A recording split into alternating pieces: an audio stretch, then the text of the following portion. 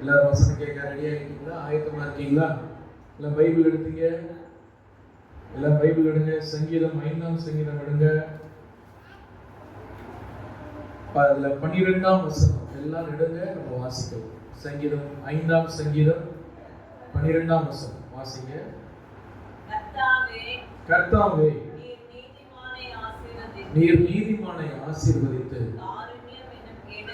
காருண்யம் என்னும் கேடகத்தினால் அவனை சூழ்ந்து கொள்ளுவே. அல்லேலூயா, அல்லேலூயா, அல்லேலூயா. ஆண்டவர் என்ன பண்றாரா? நீதிமானை அவர் ஆசீர்வதிக்கிறார். அல்லேலூயா சொல்லுங்க.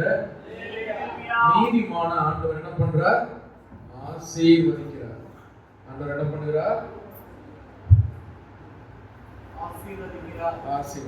ஆசீர்வதிக்கிறது மட்டும் இல்ல, வேதத்திலே சங்கீதக்காரன் தாவீது அழகாக சொல்கிறார், நீ நீதிமானை ஆசீர்வதித்து காருண்யம் என்னும் கேடகத்தால் அவனை சூழ்ந்து கொள்ளுகிறேன். அல்லேலூயா. சரி, இப்போ நான் ஒரு கேள்வி கேட்கிறேன். ஆண்டவர் எதற்கு ஆசீர்வதிக்கிற தேவன் எதற்கு ஒரு கேடகமாக நம்ம சூழ்ந்து கொள்ளணும்? ஆமென். ஆசீர்வதிக்கிறீர் அப்படின்னு முடிக்காம நீர் எதுக்கு தாவீது சொல்றார்? நீர் என்ன கேடகமாக சூழ்ந்து கொள்ளுகிறீர், ஒரு கேடகமாக என்ன சூழ்ந்து நிற்கிறீர் அப்படின்னு சொன்னா, இந்த வசனத்துல 2 ஆசீர்வாதம் இருக்கு. ஒண்ணு என்னன்னா, கர்த்தர் ஒரு நீதிமானை ஆசீர்வதிப்பது. அல்லேலூயா சொல்லுங்க. யாப்பேஸ் ஆண்டவரிடத்துல ஜெபம் பண்ணார். என்ன ஜெபம் பண்ணார்? கர்த்தாவே, நீர் என்ன ஆசீர்வதிக்கணும். யாப்பேஸ் பிறக்கும் பொழுது அவனுடைய தாய் அவனுக்கு துக்கத்தின் மகன் பெயர் வச்சாங்க. யாப்பேஸ் அப்படின்னா துக்கத்தின் மகன்.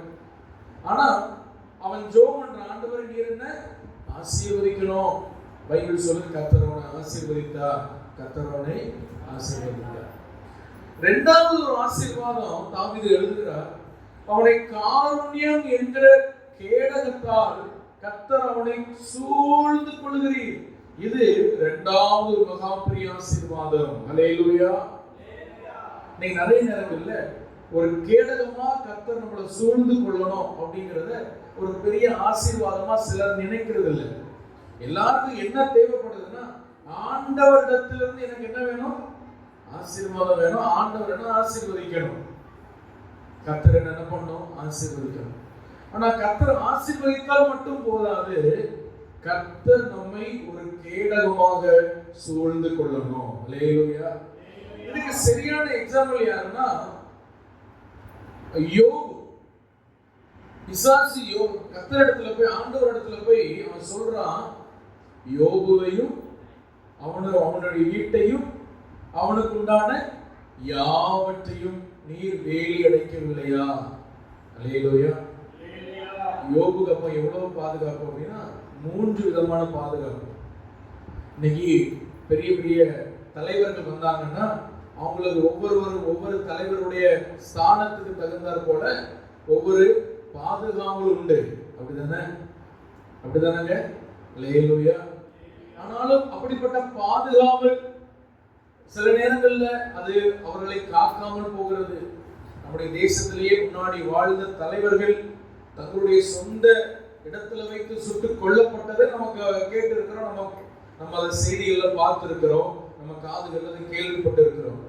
எவ்வளவுதான் பாதுகாப்பு இருந்தாலும், கடந்த நாட்கள்ல ட்ரம்ப் அவர் கூட ஒரு இடத்துல பேசிக் கொண்டிருக்கும் பொழுது யாரோ ஒருவர் அவரை ஷூட் பண்ணார். கர்த்தர் அவரை காத்தார். அவர் அப்படிதானே? ஆண்டவர் காத்தார். எவ்வளவு பெரிய பிரசிடென்ட் பாருங்க, அமெரிக்காவுக்கே ஒரு பெரிய அதிபதி. ஆனாலும் அவருக்கு கூட சில நேரங்களில் ஆபத்துகள் வருகிறது. அல்லேலூயா. அப்போ கர்த்தர் ஒரு மனுஷனை காக்கணும். பிசாசு கர்த்தரிடத்துல சொல்றான், யோபு முதல்ல நீ காத்திருக்கிறீர், இரண்டாவது அவனுடைய வீட்டை சுற்றிலும் நீ காத்திருக்கிறீர், மூன்றாவது அவனுடைய யாவற்றையும் சூழ்ந்து இருக்கிறீர். 3 விதமாய் கர்த்தர் யோபுவை காத்திருந்தார். அதனால யோபுவை வீட்டுக்குள் போவதற்கோ யோபுடைய குடும்பத்துக்குள்ள போவதற்கோ பிசாசால முடியவில்லை. அது ஒரு பெரிய ஆசீர்வாதம். ஹல்லேலூயா. இன்னைக்கு நம்முடைய வீடுகளுக்குள்ளாக சில நேரங்களில் பிசாசுடைய கிரியைகள் வருகிறது. நம்முடைய வாழ்க்கைக்குள்ளாக சில நேரங்களில் பிசாசுடைய கிரியைகள் வருகிறது. குடும்பத்துக்குள்ள வருவது மட்டுமில்லாமல் குடும்பத்துக்குள்ள வந்து என்னென்ன தேவையில்லாத காரியத்தை செய்யணுமோ எல்லாம் பிசாசு செய்து விடுகிறான். குடும்பத்தை கெடுத்து விடுகிறான், சமாதானத்தை கெடுத்து விடுகிறான், சந்தோஷத்தை எடுத்து விடுகிறான், ஆசீர்வாதத்தை எடுத்து விட்டு போய் விடுகிறான். ஹல்லேலூயா. ஆனா நம்ம இங்க ஜெபம் பண்ணிட்டு இருக்க, ஆண்டவரே நீர் என்ன ஆசீர்வதிக்கணும் ஆசீர்வதிக்கணும். ஆனா இன்னொரு பகுதி என்னன்னா, கர்த்தர் நமக்கு ஒரு பெரிய கேடகமா இருக்கணும். அது மிகப்பெரிய ஆசீர்வாதம். ஹல்லேலூயா. ஆண்டவர் நம்மை சுற்றிலும் ஒரு கேடகமாய், நம்முடைய வீட்டை சுற்றிலும் ஒரு கேடகமாய், நம்முடைய உடைமைகள் யாவை சுற்றிலும் ஒரு பெரிய கேடகமாய் இருப்பார் என்று சொன்னால் நம்முடைய வாழ்க்கை ஒரு பெரிய ஆசீர்வாதத்துக்கு அடுத்த கட்ட நிலையில நம்ம போக முடியும். ஆமென். ஹல்லேலூயா. நிறைய நேரங்களில் இது நம்ம புரியுறதில்லை. நம்ம எவ்வளவு சம்பாதிக்கிறோம் பாருங்க, நம்ம எவ்வளவு கஷ்டப்படுறோம், உழைக்கிறோம். ஆனா சில நேரங்களில் நம்ம காசு நம்ம கையில நிக்கிறது இல்லை. ஏன்? நம்ம எவ்வளவோ உழைக்கிறோம், நம்ம எவ்வளவோ சம்பாதிக்கிறோம், ஆனா வீணா நம்ம காசு செலவாயிடுது. ஏன்? ஏன் தெரியுமா? கர்த்தர் நமக்கு கேடகமா இல்லை. கர்த்தர் நம்முடைய குடும்பத்துல ஒரு கேடகமா இல்லை. அவருடைய பெரிய பாதுகாவல் நம்முடைய உடைமைகள் மேல் இல்லை. வாசி, இந்த மாசமாவது கொஞ்சமாவது நான் ஏதாவது பண்ணணும்னு நினைக்கிறேன். இப்படி நினைக்கும் போது தேவையில்லாத விபத்துகள், நாசமோசங்கள், தேவையில்லாத வியாதிகள், கஷ்டங்கள் எனக்கு வருது. ஹல்லேலூயா. ஹல்லேலூயா. கண்ணீர் வருது, எனக்கு கஷ்டம் வருது, எனக்கு எங்கேயாவது போய் வட்டிக்கு எடுக்கிறேன், கடன் வாங்குறேன், ஏதாவது ஒண்ணு பண்ணிடுறேன். என்னுடைய காசு என் கையில் நிக்க மாட்டேன். எவ்வளவோ கஷ்டப்பட்டு சம்பாதிக்கிறோம், ஆனா ஒரு பக்கம் காசு நிக்க மாட்டேன், இன்னொரு பக்கம் குடும்பத்துல சமாதானம் இல்லை. கணவன் மனைவிக்குள்ள எப்பொழுதும் ஒரு சண்டை, பிள்ளைகளுக்குள்ள எப்பொழுதும் ஒரு சண்டை, எப்பொழுதும் ஒரு பிரிவினை, எப்பொழுதும் குடும்பத்துக்குள்ள போராட்டம். வீட்டுக்கு வர்றதுக்கே சில பேருக்கு விருப்பமே இல்லை. ஏன் தெரியுமா? கர்த்தர் நம்முடைய குடும்பத்துல ஒரு கேடகமா இல்லை.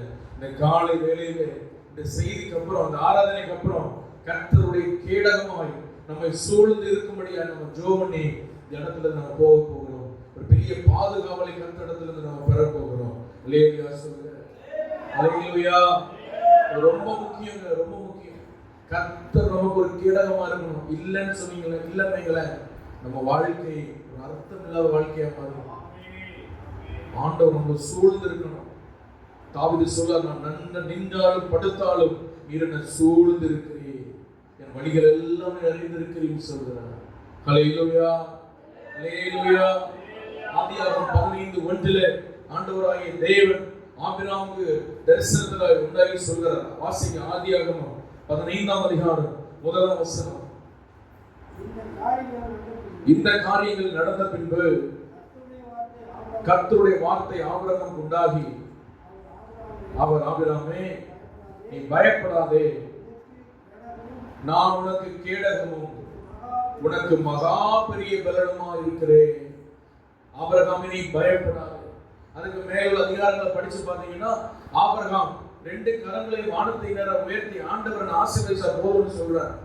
மெல்கிசேதேக்கு வந்து ஆபிரகாம் ஆசீர்வதிக்கிறார். இவ்வளவு ஆசீர்வாதங்கள் ஆபிரகாம் இருந்த பொழுதிலும் ஆண்டவர் சொல்றார், ஆபிரகாமே நீ பயப்படாதே, நான் உனக்கு மகா பெரிய கேடகமா இருக்கிறேன்.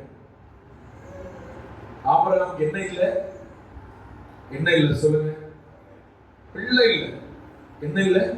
பிள்ளை இல்லை. அப்ப ஆண்டவர் என்ன சொல்லியிருக்கணும்? நான் உனக்கு பிள்ளை தருவேன்னு சொல்லியிருக்கணும். அப்படிதானே சொல்லியிருக்கணும். அதான லாஜிக், அதான லாஜிக். ஆனா ஆண்டவர் என்ன சொல்றாரு? உனக்கு ஒண்ணு பிள்ளை தருவேன்னு சொல்லணும், இல்ல வேற ஒரு சந்ததி உனக்கு தருவேன், ஏதாவது சொல்லணும். ஆண்டவர் சொல்றாரு, நான் உனக்கு கேடகமா இருப்பேன். சம்பந்தமே இல்லாம இருக்குல்ல. அவனுடைய இதயத்தில் இருக்கிறது என்ன? எனக்கு ஒரு பிள்ளை வேணும். ஆனா ஆண்டவர் அவனுக்கு ரிப்ளை பண்றாரு, நான் உனக்கு கேடகமா இருப்பேன். ஹல்லேலூயா. அதுக்கு அர்த்தம் என்ன தெரியுமா? ஆபிரகாமே உன்னை ஆசீர்வதிக்கிறதுக்கு முன்னாக, உன் சந்ததியை விருத்தி அடைய பண்ணுவதற்கு முன்பாக உனக்கு ஒரு பெரிய ஆசீர்வாதம் வேணும். அது என்னன்னா, நான் உனக்கு கேடகமா இருக்கணும். அப்போதான் உன் வாழ்க்கை ஆசீர்வாதமா, பாதுகாப்பா, கர்த்தருடைய சித்தத்தின்படி அது நேராக முன்னேறி செல்லும். ஹல்லேலூயா. அந்த கேடகத்துக்கு தாவீது வைக்கிற பேர் காருண்யம். அந்த கேடகத்துக்கு அவர் வைக்கிற பேர் என்னது? காருண்யம். கிருபை. அது நமக்கு வேணும்.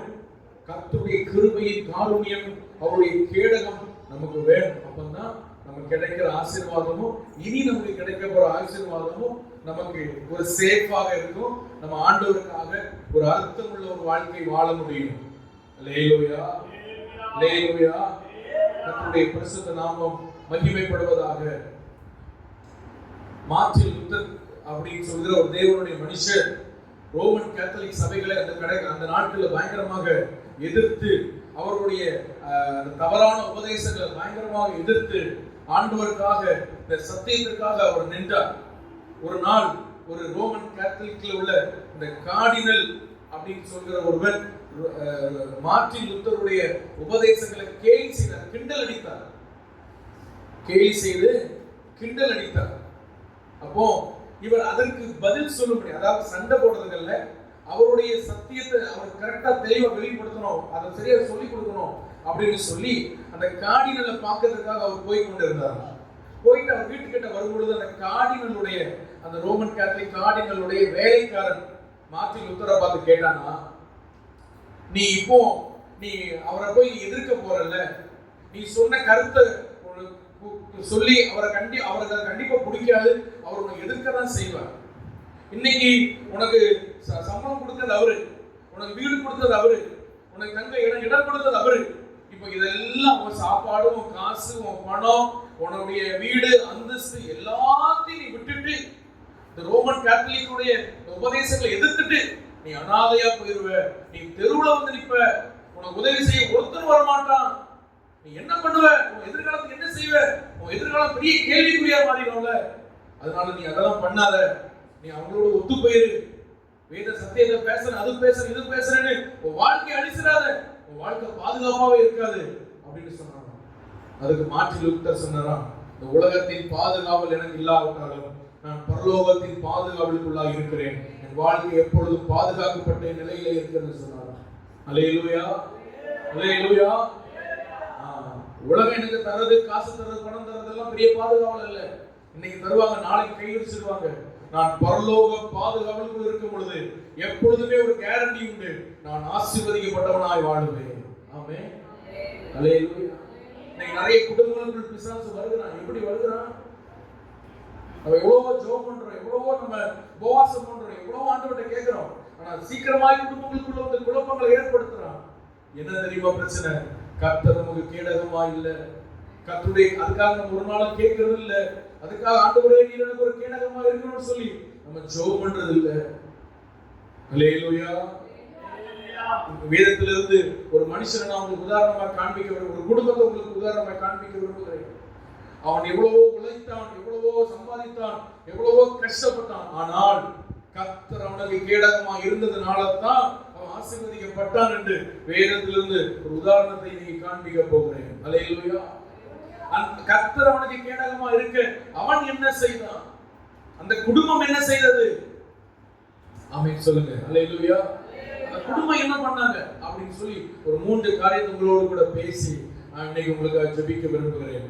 அவங்க செய்த அந்த குடும்பம் செய்ததை நம்மளும் செய்தால் நம்முடைய குடும்பத்திற்கு ஒரு பெரிய கேடகம் இந்த நாளிலிருந்து கர்த்தரே ஒரு கேடகமாய் நம்முடைய சபைக்கு, சமுதாயத்திற்கு, நம்முடைய குடும்பத்திற்கு, நம்முடைய பிள்ளைகள் எதிர்காலத்திற்கு ஒரு பெரிய கேடகமாய் அவர் இருப்பார். பாருங்க, நம்முடைய வாழ்க்கை பாதுகாக்கப்பட்ட நிலையிலே ஒரு கோழியுடைய செட்டைகளுக்குள்ளே குஞ்சுகள் இருக்கிறது போல ஒரு பாதுகாக்கப்பட்ட நிலையில் நம்முடைய குடும்பம் இருக்கும், நம்முடைய எதிர்காலம் இருக்கும், நம்முடைய வாழ்க்கை இருக்கும். அல்லேலூயா, அல்லேலூயா. இந்த சங்கீதம் 5ஆம் சங்கீதத்துல நம்ம வாசிச்சோம் பாருங்க, 12ஆம் வசனத்துல அந்த கேடகம் என்ற வார்த்தை எபிரேய மொழியிலே ஜின்னா என்று போட்டிருக்கு. எபிரேய மொழியில எப்படி போட்டிருக்கு சொல்லுங்க? தமிழே எங்களுக்கு வராது, வாசல் சொல்லாதீங்க, சும்மா சொல்லி பாருங்க. ஜின்னா சொல்லுங்க. இந்த ஜின்னா என்கிற வார்த்தைக்கு அர்த்தம் என்னன்னா ஒரு அதாவது ஒரு கேடகம். அந்த கேடகத்தை குறித்து அப்போஸ்தலனாகிய பவுல் எபேசியருக்கு எழுதும் பொழுது அந்த கேடகத்தை குறித்து அவர் பேசுகிறார். எபேசியர் 6ஆம் அதிகாரத்துல நீங்க பார்த்தீங்கன்னு சொன்னா அதுல எல்லாரும் வேதத்தை திருப்பிக் கொள்ளுங்க. எபேசியர் 6ஆம் அதிகாரம் எடுங்க. அதுல 16ஆம் வசனத்துல பொல்லாங்கனையும் அக்கினி ஆஸ்திரங்களை எல்லாம் அவித்து போடத்தக்கதாக எல்லாவற்றுக்கும் மேலாக விசுவாசம் என்னும் கேடயத்தை பிடித்தவர்களாக இருங்கள் அப்படின்னு அப்போஸ்தலனாகிய பவுல் எழுதுகிறார். இந்த கேடகம் எப்படிப்பட்ட கேடகம் அப்படின்னு சொன்னா, நம்ம பொதுவாக கேடகம் சொன்னா 2 விதமான கேடகம் அந்த நாட்களில் பயன்படுத்தி இருக்கிறாங்க.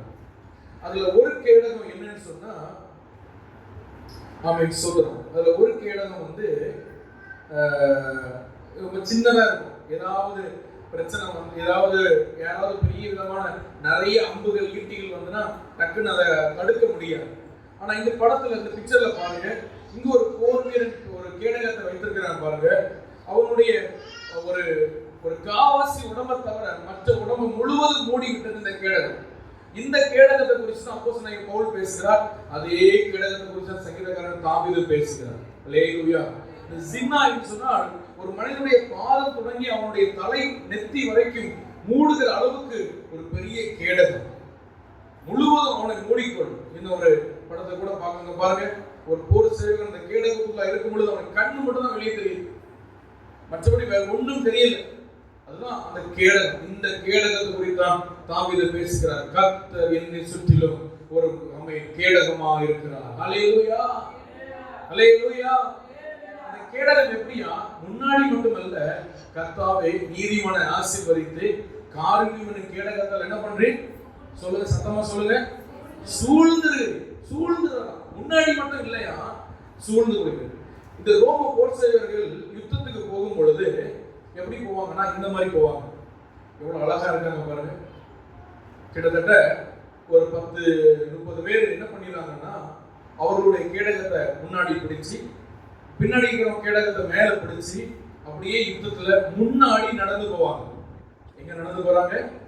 அந்த பின்னாடி வரவா அவன் மூச்சு கழுவதை அவன் இதை கைட் பண்றான் பாருங்க. முன்னாடி நடந்து போவாங்க. என்ன செய்வாங்கன்னா, எதிரிகள் அம்புகளை ஏகும் பொழுது இவங்க மேல ஒரு அம்பு கூட படாது. இப்படி போனா படுமா, மேல இருந்து வரதும் படாது, நேரம் எதிர்க்க வரதும் வராது.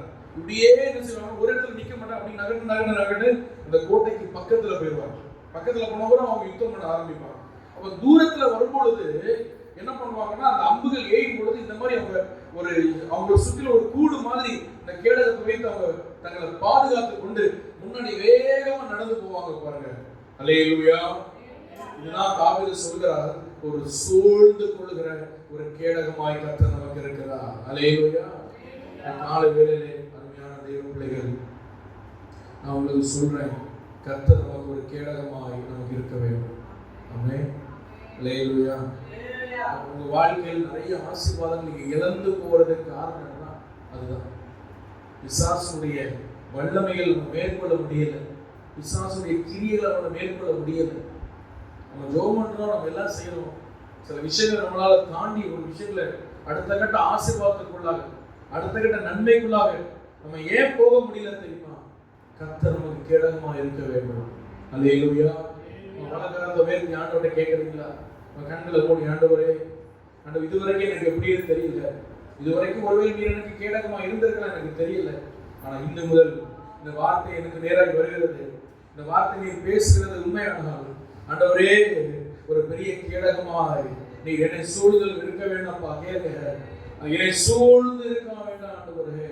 என் குடும்பத்தை சுற்றிலும், என்ன சுற்றிலும், என் பிள்ளைகளுடைய வாழ்க்கையை சுற்றிலும், என் பிள்ளைகளை வஞ்சித்தரக்கூடாது, என் குடும்பத்துக்குள்ள வந்துடக்கூடாது, என் எதிர்காலத்தை நஷ்டப்படுத்திடக்கூடாது. பொல்லாத சத்துரு அவன் எய்கிற அக்கினி ஆஸ்திரங்கள் என் குடும்பத்தை பாதித்து விடக்கூடாது. நீர் எனக்கு ஒரு கேடகமாய், நீர் எனக்கு ஒரு கேடகமாய், நீர் எனக்கு ஒரு கேடகமாய் என்னை சூழ்ந்து இருக்க வேண்டும்.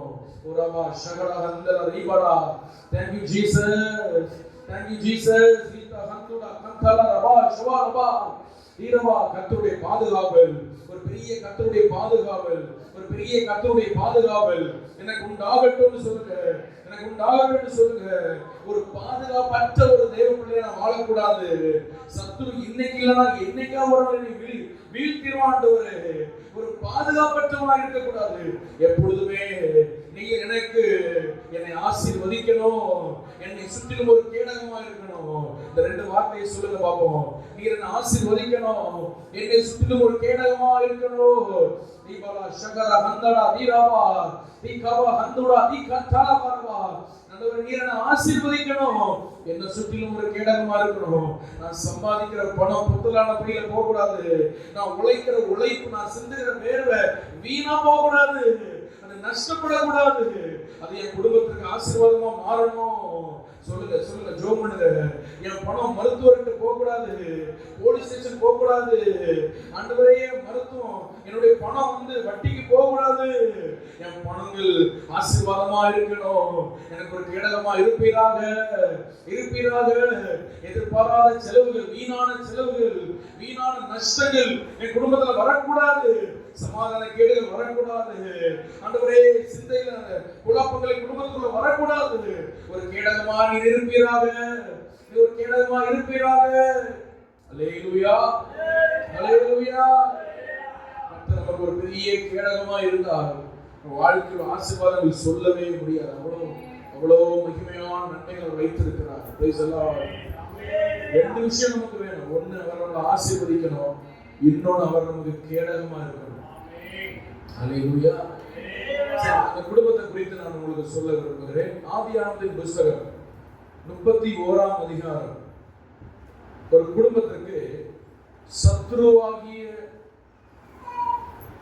அந்த சாத்தானுடைய அந்த பாதிப்பு நான் எப்படி காத்தார் வாசி. ஆதியாகமம் 31:29 வாசிங்க. உங்களுக்கு பொல்லாப்பு செய்ய எனக்கு வல்லமை உண்டு, ஆகிலும் உங்கள் தகப்பனுடைய தேவன் நீ யாக்கோபோடைய நன்மையன்றி தீமை ஒன்றும் பேசாதபடிக்கு எச்சரிக்கையாக இரு என்று நேற்று ராத்திரி என்னோடு சொன்னார். அல்லேலூயா. இன்னைக்கு லாபான் என்கிற ஒரு அசுத்த ஆவி,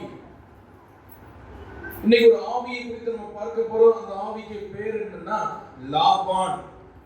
ஏன் அந்த ஆவிக்கு லாபான் நான் பேர் வைக்கிறேன்னு சொன்னா, அந்த ஆவி, லாபான் ஒரு ரட்சிக்கப்பட்ட மனுஷன் தான், ஆண்டவர் தெரிந்த ஒரு மனுஷன் தான். ஆனா ஒரு கட்டத்துக்கு மேல விழுந்து போயிட்டான், விக்கிரங்களுக்கு முன்னாடி போயிட்டான். அதனால என்ன ஆச்சுன்னு சொன்னா, ஒரு குறிப்பிட்ட ஆவி அவனை பிடிச்சுக்கிட்டு, ஆமென் சொல்லுங்க, அல்லேலூயா. ஒரு குறிப்பிட்ட அவன் ஒரு ஈவில் பொசஸ்டா மனுஷனா மாறிட்டான். எப்படி சவுலுக்குள்ள ஒரு பொல்லாத ஆவி வந்ததோ, அது போல லாபானுக்குள்ள ஒரு பொல்லாத ஆவி வந்துச்சு, ஒரு அசுத்த ஆவி வந்துச்சு. அல்லேலூயா. அந்த ஆவி என்ன பண்ணுச்சுன்னா, ஒரு குடும்பத்தை அழிக்கிறதுக்கு அது பயங்கரமான காரியங்களை செய்யறது. பயங்கரமான, நீங்கள அதை கற்பனை பண்ணி பார்க்க முடியாது. ஆண்டவர் மட்டும் யாக்கோபுடைய குடும்பத்திற்கு ஒரு கேடகமா இல்லைன்னு சொன்னா, அந்த குடும்பத்தை அந்த ஆவி அழிச்சிருக்கும். தேவனுடைய திட்டங்களை யாக்கோபுடைய வாழ்க்கையில அழிச்சிருக்கும். யாக்கோபு முற்பிதாக்களுடைய பட்டியலில் வந்திருக்கவே முடியாது. ஆமென். அப்படிப்பட்ட பயங்கரமான ஆவி எப்படி இந்த பிசாசுல இந்த லாபானின் ஆவி. இன்னைக்கு லாபான் செத்துட்டார். அவர் செத்து பல ஆயிரம் வருஷம் ஆச்சு. ஆனாலும் இந்த ஆவிகள் இன்னைக்கு கிறிஸ்தவத்துக்கு விரோதமாய், தேவ பிள்ளைக்கு விரோதமாய் இந்த லாபானின் ஆவிகள் போராடி கொண்டிருக்கிறது. அல்லேலூயா. யாருக்கு தெரியும், இந்த செய்தி கேட்கிற உங்க வாழ்க்கையில கூட அப்படிப்பட்ட அந்த லாபானின் ஆவிகள் போராட, அதை குறித்து நான் சொல்லும்போது உங்களுக்கு தெரியும். ஒவ்வொன்றா உங்க குடும்பத்துக்குள்ள அந்த ஆவிகள் இருக்கலாம், போராடி கொண்டிருக்கலாம். உங்க வாழ்க்கையில ஆண்டவர் உங்களை குறிச்சு சில திட்டங்கள் வச்சிருக்கிறார். அதை அவன் அறிந்துக்கிட்டான் அப்படின்னா, அவன் கண்டிப்பா அவன் வாழ்க்கைக்கு விரோதமா லாபானின் ஆவிகள் போராடும். நல்ல கவனிங்க, ஆண்டவர் நமக்கு வைத்திருக்கிற எதிர்கால திட்டங்களை பிசாசால் அறிய முடியுமா, அறிய முடியாது? சொல்லுங்க. ஆண்டவர் இப்போ உதாரணமா கெவின் இருக்கிறாங்க, அவன் வாழ்க்கையில் ஆண்டவர் ஒரு எதிர்கால திட்டம் வச்சிருக்கிறார். அது பிசாசுக்கு தெரியுமா, தெரியாது? எப்படி ஆகிலும் அவன் அதை தெரிந்து கொள்ள முயற்சி எடுப்பான். அவன் ஒரு கட்டத்துக்கு மேல அதை தெரிந்து கொள்வான். ஆமென். சொல்லக்கூடிய உங்க வாழ்க்கைக்கு விரோதமா எதிர்காலத்துல ஆண்டவர் ஒரு பிளான் வச்சிருப்பார்ல, அதை அவன் கண்டுபிடிச்சிருவான். Praise the Lord. ஆனா இப்படிதான் செய்ய போறார் அப்படின்னு அவனுக்கு தெரியாது, அது கண்டுபிடிக்க தெரியாது. இந்த ப்ராசஸ் வழியா தான் அவர் செய்வாரு, அடுத்த கட்டம் இப்படிதான் நடக்கும், அது அவனுக்கு தெரியாது. ஆனா எதிர்காலத்துல இவன் இப்படி ஆக போறான், இவன் இது மாதிரி ஒரு விஷயம் நடக்க போகுது, இவன் மேல இந்த ஒரு அழைப்பு இருக்கு, இவன் மேல இந்த ஒரு அபிஷேகம் இருக்கு, இதை வச்சு இதுதான் கண்டிப்பா செய்வான் அப்படின்னு கண்டுபிடிச்சான். அது இயேசுக்கு மேல கூட அவன் கண்டுபிடிச்சான். அல்லேலூயா. அதனாலதான் இயேசுவை கொல்ல முயற்சிப்பான். மோசேக்கு மேல இருக்கிறத கண்டுபிடிச்சான், அதனால மோசேயை கொல்ல முயற்சிப்பான். நான் சொல்றது புரியுது? நம்ம எதிர்காலத்தை குறித்து நம்ம கவனம் இல்லாம கூட சில நேரம் இருப்போம். அவன் ரொம்ப கவனமா இருக்கும். ஏன் பாஸ்டர் எனக்கு ஒரே போராட்டமா இருக்கு? ஏன்னா உங்க எதிர்காலத்துல நீங்க என்ன செய்ய போறீங்க, ஆண்டவருக்காக நீங்க எப்படி வாழ போறீங்கன்னு அவன் கண்டுபிடிச்சிட்டான். அதனாலதான் எதிர்க்கிறான். இல்லைன்னா உங்களை எதிர்க்க வேண்டாம், அவங்க அவசியமே கிடையாது. இவங்களை இப்படியே விட்டுட்டா இவங்க இதை செய்வாங்க நம்ம கண்டுபிடிச்சிட்டானா கண்டிப்பா அவன் எதிர்ப்பான். அந்த லாபானின் ஆவிகள் கண்டிப்பா நம்ம குடும்பத்துக்குள்ள வந்து போராடும். இப்போ இந்த லாபானை குறித்து முதல்ல நம்ம யாக்கோபோட சம்பவத்துக்கு வருவோமே. யாக்கோபு வீட்டுல ரொம்ப செல்ல பிள்ளையா வரும். எல்லாரும் கவனிக்கிறீங்களா? வீட்டுல ரொம்ப செல்ல பிள்ளை, அதுவும் அம்மாவுக்கு ரொம்ப செல்ல பிள்ளை. இவன் ஒரு நாள் உங்க அண்ணன் கூட ஒரு சின்ன பிரச்சனை வருது, அதெல்லாம் சொல்ல நேரம் இல்லை. அவங்க அம்மா சொல்றாங்க, நீ உங்க மாமா வீட்டுக்கு போடா. எங்க போடா? இங்க இருந்தா உன் அண்ணன் உன்னை கொன்னுருவான்டா, உன் அண்ணன் உன்னை அடிச்சே கொன்னுருவான், அதனால நீ என்ன பண்ணி உன் மாமா வீட்டுக்கு ஓடி போயிரு அப்படின்னு சொல்லி, சிலவங்க பாருங்க எலிவாழை விட்டு புலிவாழை பிடிப்பாங்க, அந்த கதையா. அண்ணனுக்கு பயந்து இவன் லாபான்டவே மாட்டிக்கிட்டான்னு சொல்றோம். நிறைய ஆஸ்திகள் சொத்துகள் எல்லாம் கொடுத்துதான் விடுறாங்க.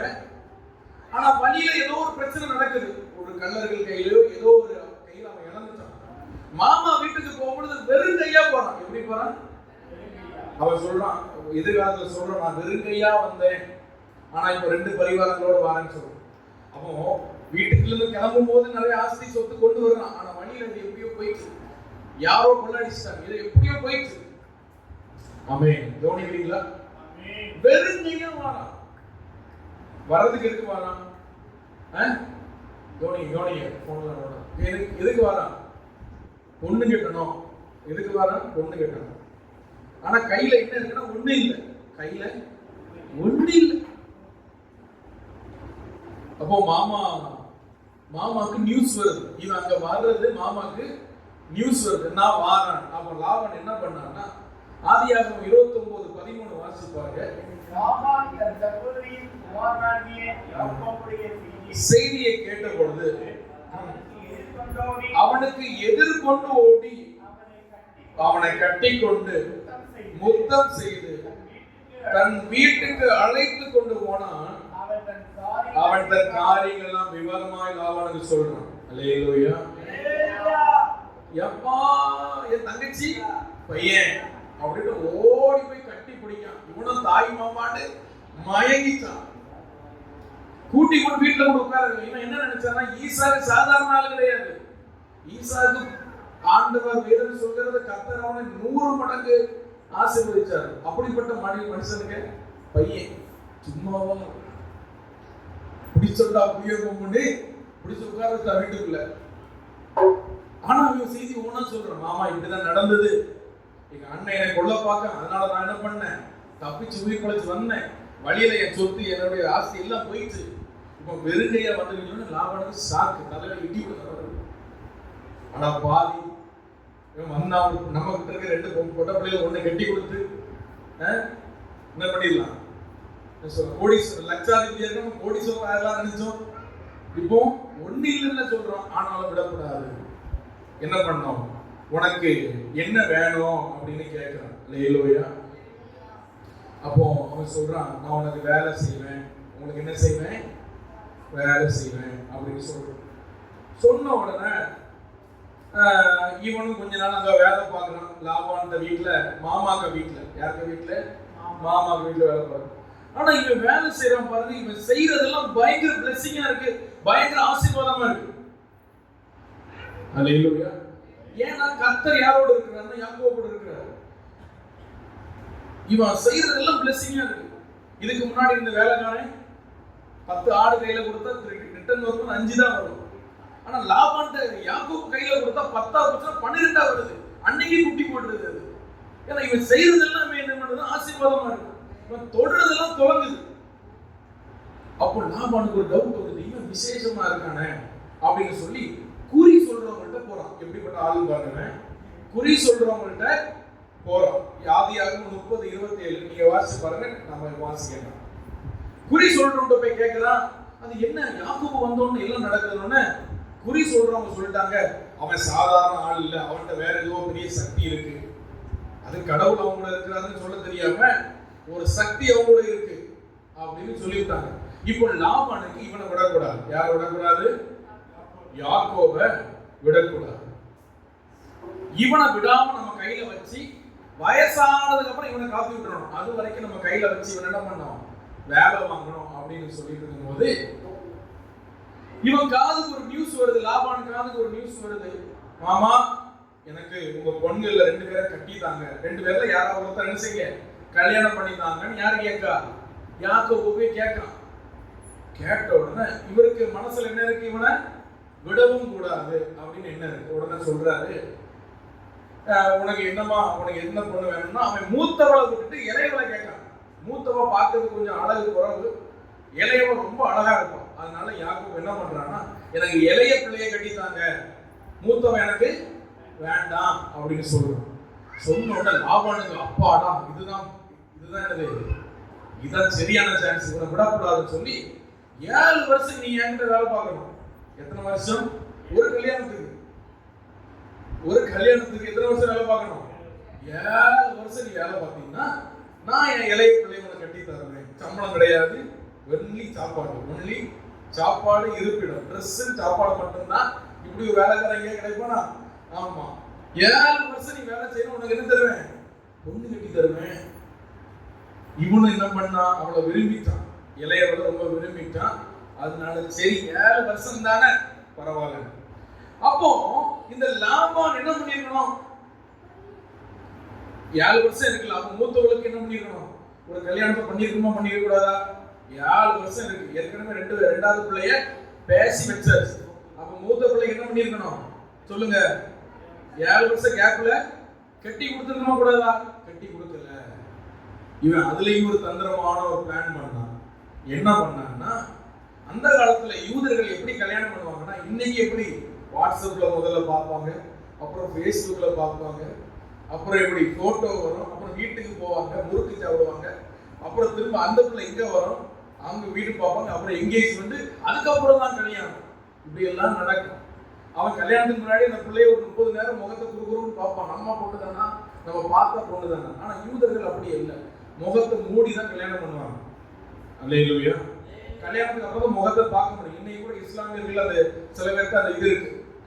முகத்தை மூடி கல்யாணம் பண்ணனால கல்யாண நாள் வந்த உடனே மூத்தவளை பிடிச்சி முகத்தை மூடி ராத்திரி கல்யாணத்தை வச்சு வசமா, அன்னைக்கு பாருங்க லைட் டியூப் லைட்லாம் கிடையாது பாருங்க, வசமா கல்யாணம் பண்ணி கொடுத்துட்டான். அல்லேலூயா. அடுத்த நாள் காலையில் எழுப்பி பார்க்கான், யாரு? இளையவா ராகியல் இல்ல, மூத்தவா லேயா, அக்கா காலி இருந்திருக்கான். இவனுக்கு பயங்கர கோபம் வந்து மாமாட்ட போய் சண்டை போடுறான்.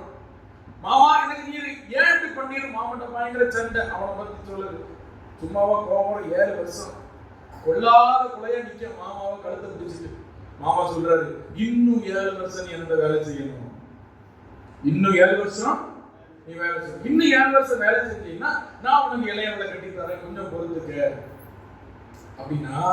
இவனுக்கு பிள்ளைகள் நல்லா இருக்கணும்ல எண்ணம் கிடையாது. இவனுக்கு என்ன செய்யணும்னா, யாக்கோபு நம்ம கைக்குள்ளேயே வச்சுக்கணும். ஏன்னா இவன் செய்யறதெல்லாம் தொட்டதெல்லாம் பொண்ணாகுது, அதனால இவனை கைக்குள்ளேயே வச்சுக்கணும்னு சொல்லி இளையவளையும் கட்டி கொடுக்க அப்படி ஒரு தீர்மானம் பண்றான். அல்லேலூயா. அதுக்கப்புறம் 14 வருஷம் ஆச்சு. இப்ப எத்தனை வருஷம் ஆச்சு? 14 வருஷம் ஆச்சு. அதுக்கப்புறம் ஒரு 6 வருஷம் உனக்கு சம்பளம் அது தருவேன், இது தருவேன், அது தருவேன், இது தருவேன்னு சொல்லி 10 முறை சம்பளத்தை மாத்திருக்காரு. எத்தனை முறை?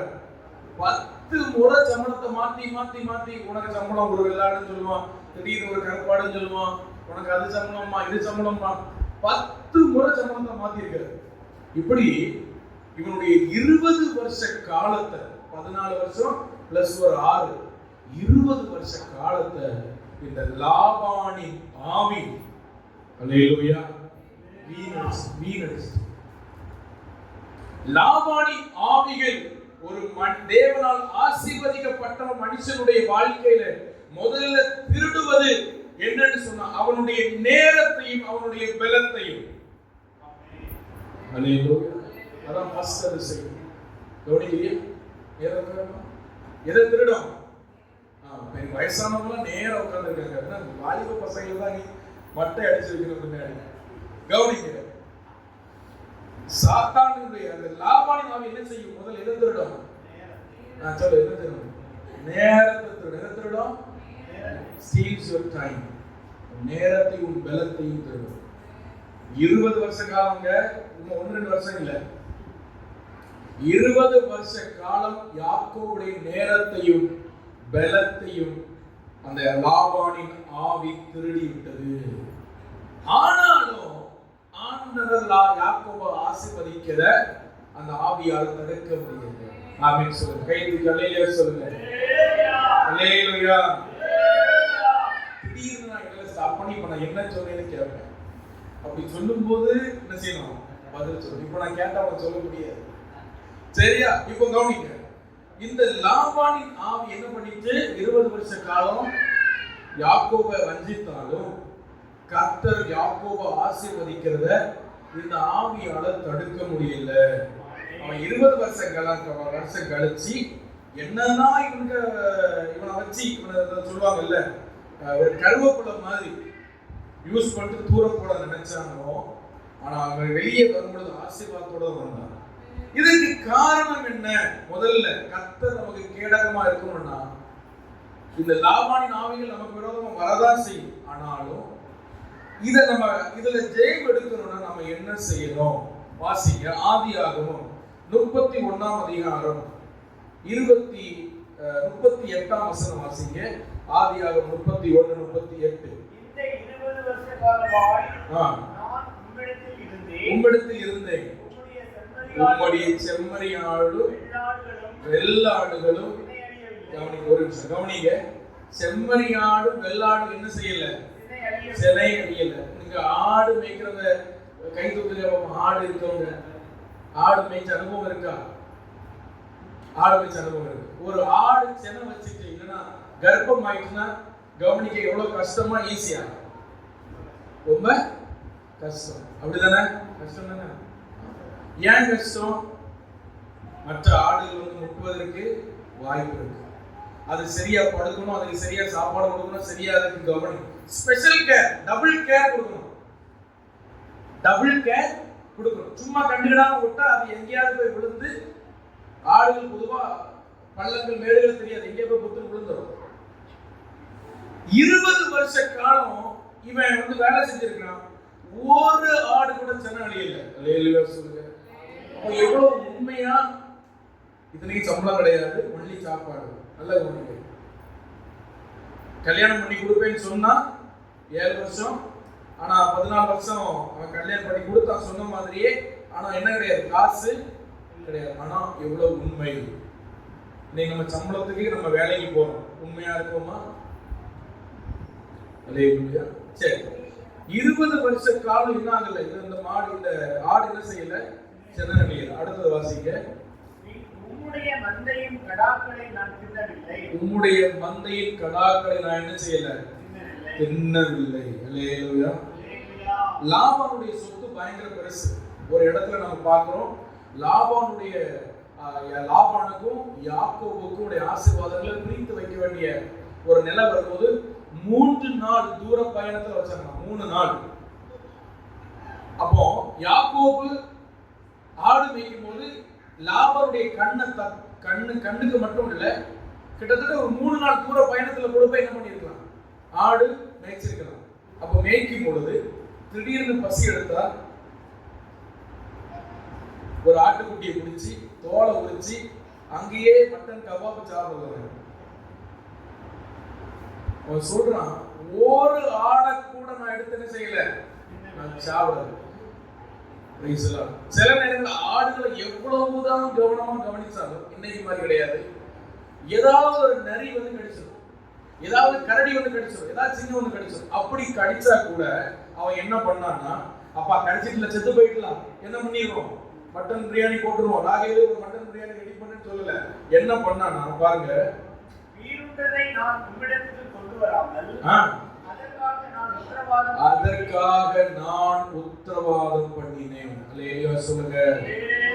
அப்படின்னா என்ன பண்ணுவானா, அதற்காக அவனுடைய மந்தையில் ஒன்னு எடுத்து அங்க வைப்பான். அதான் உத்தரவாதம் பண்றது.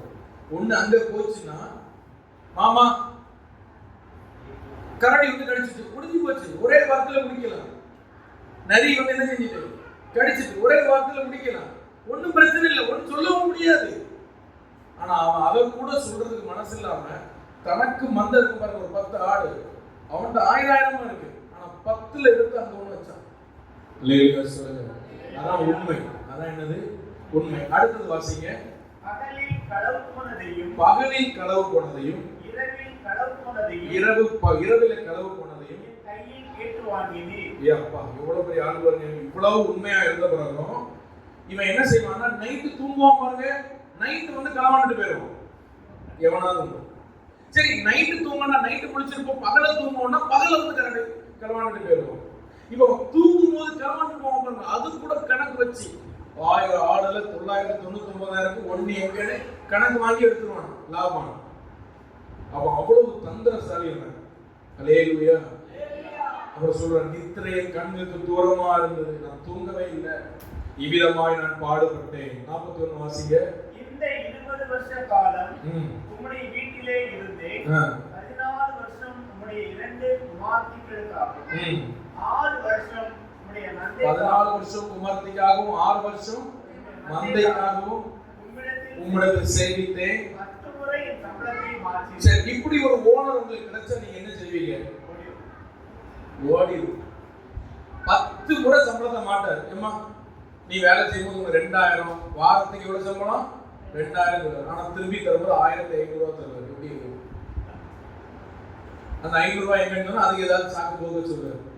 திரும்ப அடுத்தது சொல்லுவார் 1000 ரூபாய் தருவார் அடுத்த வாரம். ஏன் 1000 ரூபாய் குறைச்சிங்க அப்படின்னா அது வேற. அப்புறம் 1250, அப்புறம் 900. இப்படி 10 முறை சம்பளத்தை மாட்டினா அந்த ஓனர்கிட்ட நீ இருப்பேல இருக்க மாட்டீங்களா? இருப்போம். அப்படியே இருந்தாலும் அந்த ஓனருக்கு நம்மளால என்ன நஷ்டம் உண்டாகணுமோ உண்டாகிட்டு வர நம்ம ஆளுங்களுக்கு தெரியும். அல்லேலூயா. 1000 ரூபாய் நஷ்டம் ஆகிட்டியா பாருங்க, ஞாபகம் வேலையை பாரு, கொள்ளாத ஆவியன்னு சொல்லி நம்ம என்ன செய்யணுமோ செஞ்சிச்சு வர்றதுக்கு நம்ம ஆளுங்களுக்கு எல்லா ஐடியாவும் தெரியும். ஆனா 10 முறை சம்பளத்தை மாற்றின பிறகு யாக்கோபு உண்மையா இருந்தான். அல்லேலூயா சொல்லுங்க. நல்லது. இந்த லாபானின் ஆவிகள் நம்மளை தாக்காம இருக்கணும் அப்படின்னா, கர்த்தர் நமக்கு கேடாம இருக்கணும் அப்படின்னா, முதல் ரகசியம் என்ன தெரியுமா? உண்மை. நம்ம கை பிரயாசத்துல உண்மை, கர்த்தருக்கு உண்மை, சபைக்கு உண்மை, பெற்றோர்களுக்கு உண்மை. உண்மையா நம்ம இருந்தோம்னு சொன்னா, நம்ம வந்து சில இடத்துல நம்மள இழிச்சவாய் கூட சொல்லுவாங்க, இவனுக்கு பிழைக்க தெரியலன்னு சொல்லுவாங்க, இவன் வாழ தெரியலன்னு சொல்லுவாங்க. என்ன சொன்னாலும் நம்ம உண்மையை காத்துக்கிட்டோம் அப்படின்னா கர்த்தர் நமக்கு கேடகமா இருப்பார், நம்ம எதிர்காலம் ஆசீர்வாதமா இருக்கும். அதுக்கு சரியான உதாரணம் யாக்கோபு. அல்லேலூயா. அந்த அடுத்த வசனம் வாசிங்க. என் பிதாவின் தேவனாகிய ஆபிரகாமின் தேவன் ஈசாக்கின் பயபக்திக்குரியவரும் என்னோடு இராமல் போனால் நீர் இப்பொழுது அல்லேலூயா. அப்படிங்களா? நீர் என்னை இப்பொழுது என்ன பண்ணியிருப்பீர்? வெறுமையா அனுப்பியிருப்பீர். சாதாரண ஆள் கிடையாது. நீர் என்னை வெறுமையா அனுப்பியிருப்பீர். பொண்ணு கட்டி கொடுத்தவனாகவும் மருமகனாக எல்லாம் பார்க்க மாட்டீர். வெறுமையா என்னை அனுப்பியிருப்பீர். அல்லேலூயா. லாபானின் ஆவிகள் நம்முடைய நேரத்தையும் நம்முடைய பணத்தையும் நம்முடைய பலத்தையும் திருடி நம்மை வெறுமையாக்கணும்ன்றது இந்த ஆவியுடைய நோக்கம். இன்னைக்கும் இந்த ஆவிகள் தேவ பிள்ளைகள் விரோதமாய், ரட்சிக்கப்பட்ட பிள்ளை விரோதமாய், அபிஷேகம் பண்ணப்பட்ட பிள்ளை விரோதமாய் இன்னைக்கும் அந்த ஆவி போராடி இருக்கு. லாபான் செத்தாலும் அந்த ஆவி இன்னைக்கு போராடி கொண்டே இருக்கிறது. அல்லேலூயா. குடும்பங்களுக்கு விரோதமாய் போராடுகிற ஒரு தந்திரமான ஆவிகள். இந்த ஆவியை ஜெயிக்க முதல் ரகசியம் என்ன தெரியுமா? நம்ம உண்மை. ஹல்லேலூயா. கர்த்தருடைய பார்வையிலே உண்மை. 3 நாள் தூரத்தை தள்ளிதானே இருக்கேன், யார் என்ன பாப்பா? இல்ல, கர்த்தர் பார்க்கிறார், ஆண்டவர் என்ன பார்க்கிறார். ஒரு மந்தை கூட நஷ்டப்படுத்த கூடாது, ஒரு ஆட்டுக்குட்டி கூட சாகக்கூடாது, உத்தரவாதம் பண்ணார். கர்த்தருடைய பார்வையில் உண்மையா இருந்தார். ஹல்லேலூயா. இந்த வசனத்தை கேட்க நீங்க எத்தனை பேர் ஆண்டவர் என்ன பார்க்கிறார் உங்க வேலை உண்மையா இருக்கீங்க? ஓனர் பார்க்கும் போது நம்ம வேலை செய்யணும். ஹல்லேலூயா. நம்ம சபைக்கு, நம்ம சமுதாயத்துக்கு, கர்த்தருக்கு நம்ம ரகசிய வாழ்க்கை, வெளியரங்க வாழ்க்கை எவ்வளவு உண்மையா இருக்கு. கர்த்தர் பார்க்கிறார். இந்த ஆவிகளை நீங்க ஜெயம் எடுக்கணும்னா உண்மை உங்களுக்கு அவசியம். கர்த்தர் உங்களுக்கு கேடகமா, கர்த்தர் உங்களுக்கு ஒரு பெரிய பலனா, நீங்க சம்பாதிக்கிற சம்பாத்தியமானாலும் சரி, உழைக்கிற உழைப்பானாலும் சரி, உங்களுக்கு கையில நின்று நீங்க 4 பேருக்கு கொடுக்கிற மாதிரி நீங்க மாறணும். அப்படின்னா கொஞ்சத்திலே உண்மையா இருக்கிறவரை அநேகத்தில் நான் அதிகாரியா வைப்பேன் அப்படின்னு பைபிள் சொல்கிறது. ஹல்லேலூயா. உண்மை. ஒரு 10 ரூபாய்க்கு உண்மையா இருங்க, உண்மையா இருக்கு. ஆமென். ஹல்லேலூயா. இந்த பைபிள் காலேஜ் எக்ஸாம் நடந்துட்டு பாருங்க. ஆன்லைன்ல எக்ஸாம் நடக்குது. ஆன்லைன்ல எக்ஸாம் எனக்கு சொல்ல கஷ்டமா இருக்கும். சிலவங்க வந்து ஆன்லைன்ல நடக்குதுன்னு சொல்லி என்ன பண்ணுவாங்கன்னா பார்த்து தான் எழுதுவாங்க. அப்போ ஒரு தம்பி, ஒரு பையன் அன்னைக்கு எனக்கு மெசேஜ் பண்ணுவான், பாஸ்டர் நான் ஒண்ணுமே படிக்கல, நான் என்ன பண்ணல, நான் ஒண்ணுமே படிக்கல, அதனால இந்த வருஷம் நான் எக்ஸாம் என்ன பண்ணல, எழுதல, என்னை மன்னிச்சிருக்க, நான் அடுத்த வருஷம் நான் அரியர் வச்சு எழுதுறேன். எனக்கு அவனுக்கு உண்மை ரொம்ப பிடிச்சிருக்கு. அவன் ஆன்லைன்ல எழுதுனா கேமரா ஒர்க் ஆகணும்னு சொல்லி ஆஃப் பண்ணி வச்சுட்டு புக்கை எடுத்து வச்சு எழுதுறது ரொம்ப நேரம் ஆகும். கேமரா ஆனா இருந்தாலும் கேமராவில் இன்னொரு ஸ்லைடில் நோட்ஸை வச்சு போட்டோ எடுத்து வச்சு எழுதலாம், அதுக்கு வாய்ப்பு இருக்கு அப்படின்னு நிறைய எழுதுறாங்க. நான் சொல்றேன், பாஸ்டர் உங்களுக்கு எப்படி இது தெரியுது கேட்காது. ஹல்லேலூயா. இப்படி உண்மை இல்லாம நிறைய பேர் எழுதும். அவன் சொல்றான், பாஸ்டர் நான் படிக்கல, நான் என்ன பண்றேன், அடுத்த வருஷம் எழுதுறேன், அரியர் வச்சாலும் பரவாயில்ல, இந்த நான் சொன்ன நீ எழுதுப்பா, உனக்கு என்ன தெரியுமா எழுது, நீ கண்டிப்பா பாஸ் ஆகிடுற, நீ எழுதுறிய அரைக்குறை எழுத இல்லையோ உண்மை உன்னை பாஸ் ஆகும். ஹல்லேலூயா. உண்மை உன்னை பாஸ் ஆகும். இன்னைக்கு நீ சப்ஜெக்ட்ல ஃபெயில் ஆகலாம், வாழ்க்கையில நீ பாஸ் ஆகிடுற. உண்மை உண்மை. அன்னைக்கு ஒரு தம்பி எனக்கு ஃபோன் பண்ணி சொல்லுங்க, பாஸ்டர் நான் பார்த்து எழுதிட்டேன் பாஸ்டர். 3வது நாள் எக்ஸாம் நடக்கும் போது நான் எனக்கு மனசு கேட்காம சொன்னேன், பார்த்து யாரும் எழுதக்கூடாது. அவன் முதல் நாள் எக்ஸாம் பார்த்து எழுதிட்டான். நேற்று ஃபோன் பண்ணேன், பாஸ்டர் நான் பார்த்து எழுதிட்டேன், நான் ஒன்று பண்றேன், அந்த நோட்ஸை நான் திரும்ப அனுப்பவே மாட்டேன், நான் பார்த்து எழுதுன கொஸ்டின் ஆன்சரை அப்படியே நான் எடுத்துறேன் பாஸ்டர். அதான் உண்மை. ஹல்லேலூயா. செஞ்ச தவறு ஒத்துக்கிறாம பாருங்க, அதான் உண்மை. ஹல்லேலூயா. இந்த உண்மை நான் பார்க்கறதுல சொல்றேன், ஊழியக்காரங்க உண்மை கிடையாது. பைபிள் காலேஜ் எக்ஸாம் நடத்துறேன் பாருங்க, நான் வெட்கப்பட்டு சொல்றேன், ஒரு ஊழியக்காரங்க எக்ஸாம் நடத்துவேன், அவங்கள்ட்ட கூட அது உண்மை கிடையாது. பார்க்க யூடியூப் பக்கத்துல நேரில் நம்ம நிற்போம், பக்கத்துல பார்த்து எழுதுவாங்க, பக்கத்துல இருந்து சொன்னாலும் கேட்க மாட்டாங்க. ஆனா ஒரு விசுவாசி, ஒரு பையன் அவன் சொல்றான், பாஸ்டர் நான் படிக்கல அதனால எழுதலன்னு சொல்றான் பாருங்க, உண்மை. ஹல்லேலூயா. ஒரு உண்மை. ஒரு மனுஷன் அன்னைக்கு தோத்தாலும், அன்னைக்கு வெட்கப்பட்டாலும், அன்னைக்கு ஒரு மற்றவங்க பார்வையில் அற்பமா இருந்தாலும் அவன் எதிர்காலம் கர்த்தர் பாதுகாப்பார், கர்த்தர் அவன் கோட்டையா இருப்பார். ஹல்லேலூயா. என்னோடு படித்த பெல்ஃபீல்ட் ஸ்கூல்ல என்னோடு படித்த ஒரு நண்பன், இன்னைக்கு எனக்கு நண்பன், அவனுடைய எழுத்தை பார்த்தீங்கன்னா கோழி முட்டை சைஸ்ல இருக்கும். கோழி முட்டை பார்த்துருக்கீங்களா? அவனுடைய பேப்பரை பார்த்தா அப்படிதான் இருக்கும், முட்டையா இருக்கும். என்னத்தை எழுதுறான், எள்ளு போடுறானா, ஈ போடுறானா, எஃப் போடுறானா தெரியாது. அவனுக்கு எழுத்து வராது, படிக்கவும் வராது, படிச்சாலும் மறந்துடும். அப்போ ஆனா அவன்கிட்ட என்ன தெரியுமா, நீங்க அவன்கிட்ட இருக்க உண்மை என்னன்னா, பக்கத்துல கொண்டு பேப்பரை கொண்டு நினைச்சாலும் பார்க்க மாட்டான். ஹல்லேலூயா. நான் நேர்ல பார்த்து சொல்றேன், சில பசங்க வந்து ஒண்ணுமே இதெல்லாம் உட்கார்ந்து பாருங்க, மனசு கேட்காம பேப்பர் அப்படி எடுத்து நீட்டுவாங்க பக்கத்துல. அப்போ கூட வேண்டாம்னு சொல்லிட்டு அமைதியா இருப்பான், பேரை மட்டும் எழுதி கொடுத்த நாள் உண்டு. அன்னைக்கு அடி வாங்கினா, அன்னைக்கு முட்டு போட்டான், அன்னைக்கு அவனை அடிச்ச அடிக்கு அளவே கிடையாது, பெல்ட் முட்டிக்கு நொறுக்கிடுவாங்க டீச்சர்ஸ்லாம். ஆனா இன்னைக்கு ஆண்டவர் அவனை ஆசீர்வதிச்சு வச்சிருக்கிறார். ஹல்லேலூயா. அவனுடைய ஸ்தானத்தை நீங்க கேள்விப்பட்டீங்கன்னா, ஏதோ ஒரு இதுல மேனேஜரா ஏதோ ஒரு இதுல இருக்காங்க. நான் ஆச்சரியப்பட்டு போனேன், நான் பிரமிச்சுட்டேன் அவனுடைய பொசிஷனை கேட்டு. எழுத தெரியாது, எழுதுற படிக்க டேபிள்ஸ் மண்டையில நிக்காது. ஆனா உண்மை. ஹல்லேலூயா. அவன் இத்தனைக்கு ஆண்டவர் அறியாத ஒரு பையன், ரட்சிக்கப்படாத ஒரு பையன் தான். ஆனா இன்னைக்கு ரட்சிக்கப்பட்டிருக்கிறான். சென்னையில தான் சர்ச்சுக்கு போறான். ஹல்லேலூயா. அப்போ உண்மை உள்ள மனுஷன் பரிபூர்ண ஆசீர்வாதம் என்ன செய்வான்? பெறுவான். அப்போ கர்த்தர் யாக்கோபை உயர்த்துறதுக்கு கர்த்தர் அவனுக்கு ஒரு கேடகமா இருந்ததற்கான முதல் காரணம் என்ன? உண்மை. இரண்டாவது, ஆதியாகமம் 29ஆம் அதிகாரம் 31ஆம் வசனம் வாசிங்க. ஆதியாகமம் 29:31. இந்த வாழ்க்கை இந்த லாபான் ஆவி என்ன செய்யும்? லேயாள் அற்பமாய் எண்ணப்பட்டாள் என்று கர்த்தர் கண்டு அவள் கற்பந்தரிக்கும்படி செய்தார். ராகேலோ நல்ல கவனிங்க. இப்போ இந்த லாபான் என்ன பண்ணிட்டாருன்னா, யாக்கோபுக்கும் விருப்பம் இல்லை, லேயாளுக்கும் என்ன இல்லை விருப்பம் இல்லாம ஒரு திருமணம். யோசிச்சு பாருங்க, அது திருமண வாழ்க்கை எப்படி இருக்கும்? பொண்ணுக்கும் பிடிக்கல, பையனுக்கும். ஒரு சைடாவது பிடிச்சா கூட அட்ஜஸ்ட் பண்ணி ஒரு கட்டத்துக்கு மேல என்ன செஞ்சிருவாங்க?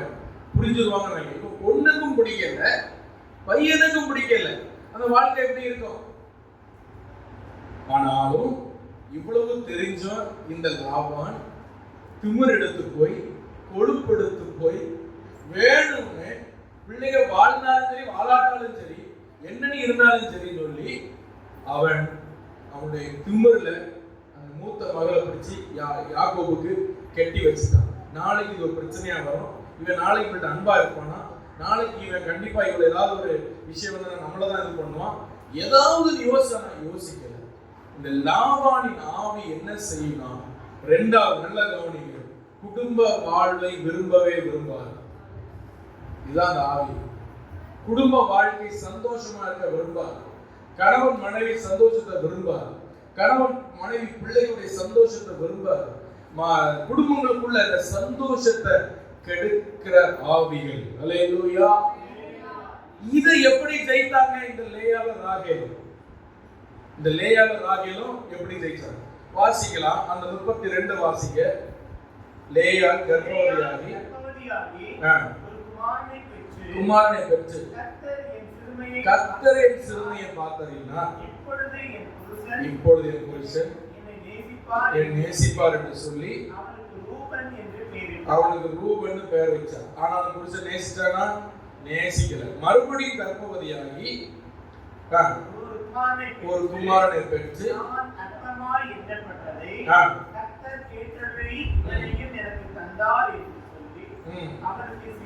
சிமியோன் பேர் வைக்க.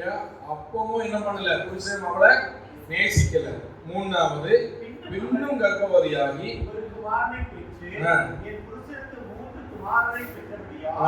அவர் இப்பொழுது என்னோட சேர்ந்திருப்பார் என்று சொல்லி அவருக்கு லேவி என்று பெயர். அவ பிள்ளை மட்டும் தான் பிறக்கான, இவனோட சேர்ந்து இருக்க மாட்டான். எங்க போனாலும் இங்க வெளியே கடைக்கு போனா யாரை கூட்டிட்டு தான் போவான்? ராயல தான் கூட்டிட்டு போவான், இலையோட தான் கூட்டிட்டு போவான். அல்லேலூயா. எப்படி இருக்கு? ஒரே வீட்டுல இருக்காங்க, பிள்ளை பருத்து கொடுக்கறது யாரு? மூத்தவா. ஆனா நீ வீட்டுல இருக்கணும், வெளியே வரக்கூடாது, உன் மூஞ்ச என்னாலே பார்க்க முடியல, வெளியே பார்ப்பான்னு சொல்லி எவ்வளவு மன வருத்தமா இருக்கும் பாருங்க. அவருடைய அழகை குறித்து விமர்சிச்சிருப்பான், அவருடைய முகத்தை விமர்சிச்சிருப்பான். நீ உங்க அக்கா எவ்வளவு அழகா இருக்க, நீ ஏன் எப்படி இருக்கு, இதெல்லாம் கேட்டிருப்பான். அற்பமா எண்ணினா பைபிள் சொல்லுது. வெளியே போவோம் அப்படின்னா இவன் டக்கு ரெடியா, நீ ரெடியா அதிலே உட்காரு, வரக்கூடாது, நான் இவ்வளவுதான் கூட்டிட்டு போவேன், அவ்வளவு மட்டும் கூட்டிட்டு போவோம். அப்போ அவன் மூணாவது பிள்ளை பார்த்துட்டு இப்போவா என்ன சேர்ந்திருப்பாரு, என்ன புரிஞ்சிருப்பாரு நினைச்சா அதுவும் நடக்குது. அல்லேலூயா. ஆனா பிள்ளை பக்கம் மட்டும் கரெக்டா நடக்குது. இந்த உலகத்துல நிறைய குடும்ப உறவுகள் மட்டும்தான் இருக்கு. பிள்ளை பக்கம் மட்டும் கரெக்டா நடந்துடும். ஆனா ஒரு அன்பு, ஐக்கியம், சமாதானம் இது நடக்க இருக்காது. பிரைஸ் எல்லாம். அல்லேலூயா. அமெரிக்காவில் ஒரு சர்வே எடுத்திருக்காங்க. அதுல எனக்கு ஞாபகம், பாதிக்கு பாதி அந்த சர்வேல குடும்ப கணவன் மனைவி வச்சு கேட்கும் பொழுது அநேக கணவன்மார், கிட்டத்தட்ட 68% நினைக்கிறேன், கணவன்மார் சொல்லியிருக்காங்க, என் மனைவியை நான் நேசிக்கவே இல்லை, ஆனா பிள்ளை பிறந்திருக்கு, ஆனா மனைவி என்ன பண்ணல. 68% நான் நினைக்கிறேன். அடுத்த வாரம் சர்வே பார்த்து சொல்றேன். குடும்ப வாழ்க்கையில் அண்டர்ஸ்டாண்டிங் கிடையாது, ஒரு இது கிடையாது, விட்டு கொடுக்க மாட்டாங்க, ஒரு பொறுமை கிடையாது, கணவன் மேல அன்பு கிடையாது, மனைவி மேல அன்பு கிடையாது, பிள்ளைகள் அன்பு கிடையாது, ஏதோ ஒரு குடும்ப வாழ்க்கை. இதுதான் லாபானின் ஆவிகள். ஹல்லேலூயா. இப்போ லேயாள் எப்படி இதை ஜெயித்தா? வாசிங்க அடுத்த வசனம். மறுபடியும் ஒரு கர்ப்பவதியாகி ஒரு குமாரனை பெற்று இப்பொழுது கர்த்தரை துதிப்பேன் என்று சொல்லி எல்லா கரங்களை வைத்து அல்லேலூயா சொல்லுங்க. யூதான்னு பேர் வச்சான். இப்போ வந்து பாருங்க, என் புருஷன் நேசிக்கணும், புருஷன் அன்பா இதெல்லாம் கதையே கிடையாது. யூதா என்றால் துதியின் அர்த்தம். பிரைஸ். ஹல்லேலூயா. கர்த்தரை துதித்தாலும் பைபிள் சொல்கிறது இந்த யூதா சந்ததியில தான் தாவீது ராஜா பிறந்தார். ஹல்லேலூயா. அந்த தாவீது ராஜாவின் சந்ததியில தான் இயேசு கிறிஸ்து பிறந்தார்.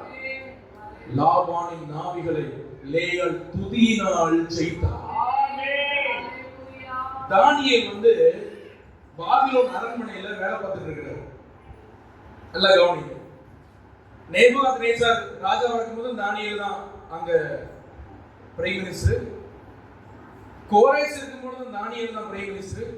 தரியு இருக்கும்போது தானியேல் தான் பிரைம் மினிஸ்டர். ராஜ்யங்கள் மாறிக்கிட்டே இருக்கு, ஆனா தானியேல் மட்டும் பிரைம் மினிஸ்டரா இருக்கிறார். தரியு ராஜா ஒரு நாள் தானியேலை பார்க்காரு.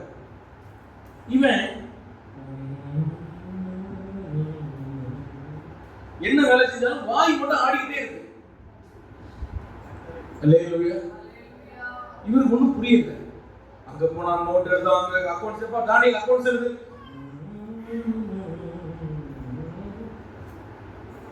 எப்பவும் முகத்துல ஒரு சந்தோஷம், எப்பொழுதும் வாய் அசைச்சிட்டே இருக்கு. ஒரு நாள் தரியுக்கு பொறுக்க முடியல. எப்பா இங்க வாப்பா, நீ என்ன பண்ற? வாய் என்ன ஆடிட்டே இருக்கு, என்ன பிரச்சனை உனக்கு? இல்ல ராஜாவே, நான் கர்த்தரை துதிச்சுட்டே இருக்கேன், ஆராதிச்சுட்டே இருக்கேன். ஹல்லேலூயா. ஹல்லேலூயா. 24 hours வாய் என்ன பண்ணுது? ஏதோ ஒண்ணு ஜோம் பண்ணுவான், இல்ல அந்நிய பாஷை பேசுவான், இல்ல துதிப்பான். ரெண்டுல மூணு ஏதோ நடக்கும். உங்க வாய் பிரதிஷ்டை பண்ணுங்க. தரியு தானியேல் சிங்க கட்டில இருக்கும்போது எப்படி தெரியுமா தானியேலை கூப்பிட்டாரு? நீ இடைவிடாமல் ஆராதிக்கிற தேவன் உன்னை தப்புவிப்பார். யார் சொல்றா? அவன் ஆண்டவரை பத்தி யாருன்னே தெரியாதவர்கள் சொல்றான். நீ இடைவிடாம ஒரு தூசிட்டே இருக்க பாரு. எப்போ பார்த்தா ஒரு பாட்டு பாடிக்கிட்டு, ஏதோ ஒரு ஸ்தோத்திரம் போட்டுட்டு, எப்பவும் அந்நிய பாஷை பேசிட்டு, உன் வாய் அசிச்சிட்டே இருக்க பாரு. இடைவிடாமல் ஆராதிக்கிற பாரு, அவர் உன்னை தப்பிச்சுடுறாரு. அல்லேலூயா. சிங்க கவிகள கணக்க நீ இடைவிடாமல் ஆராதிக்கிற தேவன் உன்னை தப்புவிப்பார். இந்த லாபானி நாவிய லேயாள் எப்படி ஜெயித்தா தெரியுமா? துதியினால ஜெயிச்சா. ஆமென். இனி புருஷனோட அன்பு இல்ல, அவர்கிட்ட போய் சண்டை போடுறதோ, அவர்கிட்ட போய் வாக்குவாதம் பண்றதோ, அவருக்கு சட்டை இப்படி இதெல்லாம் இல்லை. அவர் துதிக்க ஆரம்பிச்சான். அல்லேலூயா. பைபிள் சொல்லுது, அவளுடைய சந்ததியில இருந்துதான், அவளுடைய வயிற்றில் இருந்தான் ஆசாரிய சந்ததி பிறந்தது, ராஜாக்கள் சந்ததி பிறந்தது. அல்லேலூயா. அப்படி ஆண்டவரோட ஆசீர்வதிச்சார். உங்க குடும்பத்துல சமாதானம் இல்லையா? சண்டை போடாதீங்க, ஆர்கியூ பண்ணாதீங்க, இப்ப எது கேட்காதீங்க. நீ மாறாக கர்த்தரை துதித்தால் வாழ்க்கை மாறும். நான் சவாலா சொல்றேன். நல்லா கவனிங்க. கணவன் மனைவியா இருக்கிறவங்க கவனிங்க. ஒருவேளை நான் உங்களுக்கு வயது குறைவா இருந்தாலும் ஆண்டவர் இருதயத்துல போட்டதை நான் சொல்றேன். உங்க கணவர் உங்களுக்கு விரோதமா ஒரு வார்த்தை பேசுறாரு, விரோதமா ஒரு கோபத்துல ஒரு வார்த்தை பேசுறாரா, வாயை மூடிட்டு அமைதியா இருக்க.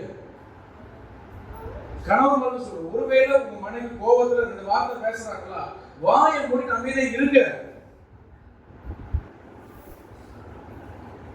அந்த நேரம் நீ அமைதியா இருந்தா அடுத்த 1/2 மணி நேரத்துல உங்க உங்க உங்க பிரச்சனை தலையில மாறி.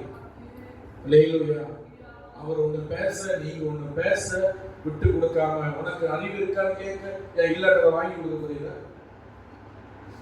நீ உனக்கு அது தெரியுமா தெரியாத, அடிச்சிருவேன் பிடிச்சிருவேன், கடைசியில பேச்சு போய் அதை அடிப்படிக்கு போய் உங்க பிள்ளைகள் அதை பார்த்துட்டு இருக்காங்க. கவனிக்கணும். உங்க பிள்ளைகளுடைய வாழ்க்கையை பாதிக்கும், உங்க பிள்ளைகளுடைய எதிர்காலத்தை பாதிக்கும். உங்க பிள்ளைகள் நாளைக்கு மதிக்காது. Praise the Lord. Hallelujah. சில நேரங்களில் பெண்கள் கூட சில கோவப்படுவாங்க. ஏன் அவங்களுக்கும் உணர்வுகள் இல்லையா? சில நேரம் கோவம் வரதான் செய்யும். அப்ப நம்ம அமைதியாகணும். நம்ம இந்த ஆம்பளைங்களுக்கு அமைதியாகிறது ரொம்ப கஷ்டம் பாருங்க. நமக்கு இந்த ஈகோ தட்டும் நம்மள. ஏன்னா அவ பேசுறது அப்படி. ஏன் நம்ம சத்தம் போடும்போது அவங்க அமைதியா இருக்கிறாங்களா? அப்ப அவ சத்தம் போடும் நம்ம அமைதியா இருந்துதான் ஆகணும். நான் சொல்றது புரியுதா? அல்லேலூயா. வாய் விட்டு அமைதியா இருங்க. மாறாத துதிங்க. நம்ம சண்டை போட்டு, நான் சொல்வேன், சண்டை போட்டு சாதித்தவர்களை விட துதித்து சாதித்தவர்கள், ஜெபித்து சாதித்தவர்கள் தான் ஆசீர்வாதமா இருக்காங்க. சரித்திரத்திலையும் சரி, வாழ்க்கையிலும் சரி.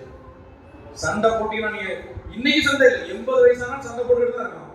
அவரும் மாற மாட்டார், நீங்களும் மாற மாட்டீங்க. 2 பேருக்கு பல்லு விழுந்துடும், ஆனா சண்டை நிற்காது. மாறி மாறி பல்லு போன காலத்துல கக்க கக்கன்னு சண்டை போட்டுருக்க வேண்டியது. புரியுதா நான் சொல்றது? அல்லேலூயா. தாவீது சொல்றாரு, எல்லா காவலோடும் பைபிள் சொல்ற, ஆண்டவரே என் வாயை காத்து விடாப்பா. சில நேரம் நான் தெரியாம வாயை பேசுறேன், வாயை என்ன பண்ண, வாயை காத்து விடும். கொஞ்சம் நேரம் ஆனாலும் நான் உங்களை விட மாட்டேன், சொல்லிட்டு தான் விடுவேன்.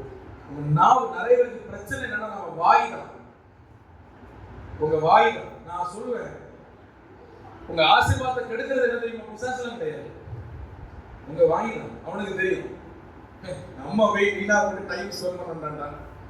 அல்லேலூயா. நம்ம வீணா போய் பிரச்சனை பண்ணாண்டா. அவளுக்கு மூக்கு கீழே ஒண்ணு இருக்கு, அதுவே எல்லா பிரச்சனையும் கொண்டு வரும். அமைதியா எழுதுவோம். நம்ம வாய் தேவையில்லாத வார்த்தைகள் கவனிக்கிறீங்களா? கவனிக்கிறீங்களா? தேவையில்லாத வார்த்தை பேசுறது. நம்ம நாவு எப்பொழுதும் துதிக்கிற ஒரு வாயா, அபிஷேகம் நிறைந்த வாயா, ஒரு பிரதிஷ்டை பண்ணுங்க நாவை வச்சு. ஆண்டவரே என் நாவை தொடும்.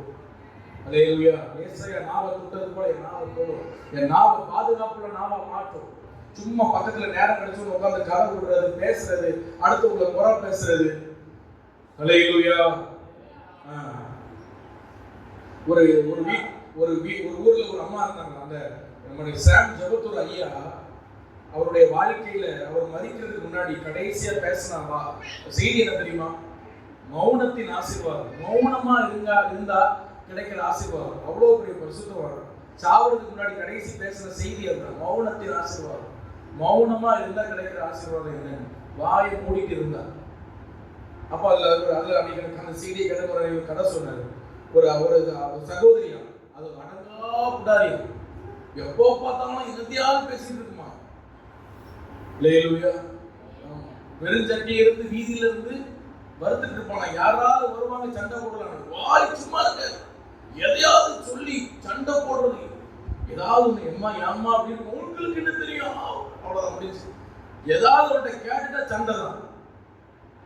அல்லேலூயா. இதனால இவங்களுக்கு திருமணம் தள்ளி போச்சே. ஏன்னா ஊர்ல வந்து விசாரிப்பாங்கல்ல, பிள்ளை எப்படி இது சொல்லுவாங்க, அது சரியான வாயாடி, அது சரியான ஒரு பொண்ணு கிடையாது, பயங்கரமா சண்டை போட வரும். இதையும் மீறி ஒரு பையன் அவளை திருமணம் பண்ண வந்தாங்க. அவங்க ஒவ்வொரு திருமணம்லாம் ஒழுங்காயிடுச்சு. கார்டு கொடுக்கறதுக்கு சீட்டு கொடுப்பாங்களா, கார்டு கொடுக்க ஒவ்வொரு வீட்டுக்கா போகும்போது எல்லாரும் பொண்ணுங்க பேரை பார்த்துட்டு, ஐயோ அவனை பார்க்க போறது, அவனை என்னடா பிராணி வாழ போற, என்னடா பண்ண போற, அந்த அவனை காப்பாற்றணும் எல்லாருமே. இப்போ திருமணம்லாம் ஆயிடுச்சு, திருமணம் ஆராதனை நடக்குது. அங்க போய் பாஸ்டர் போய் சண்டை போடுறோம். திருமணம் ஆராதனை இல்லை,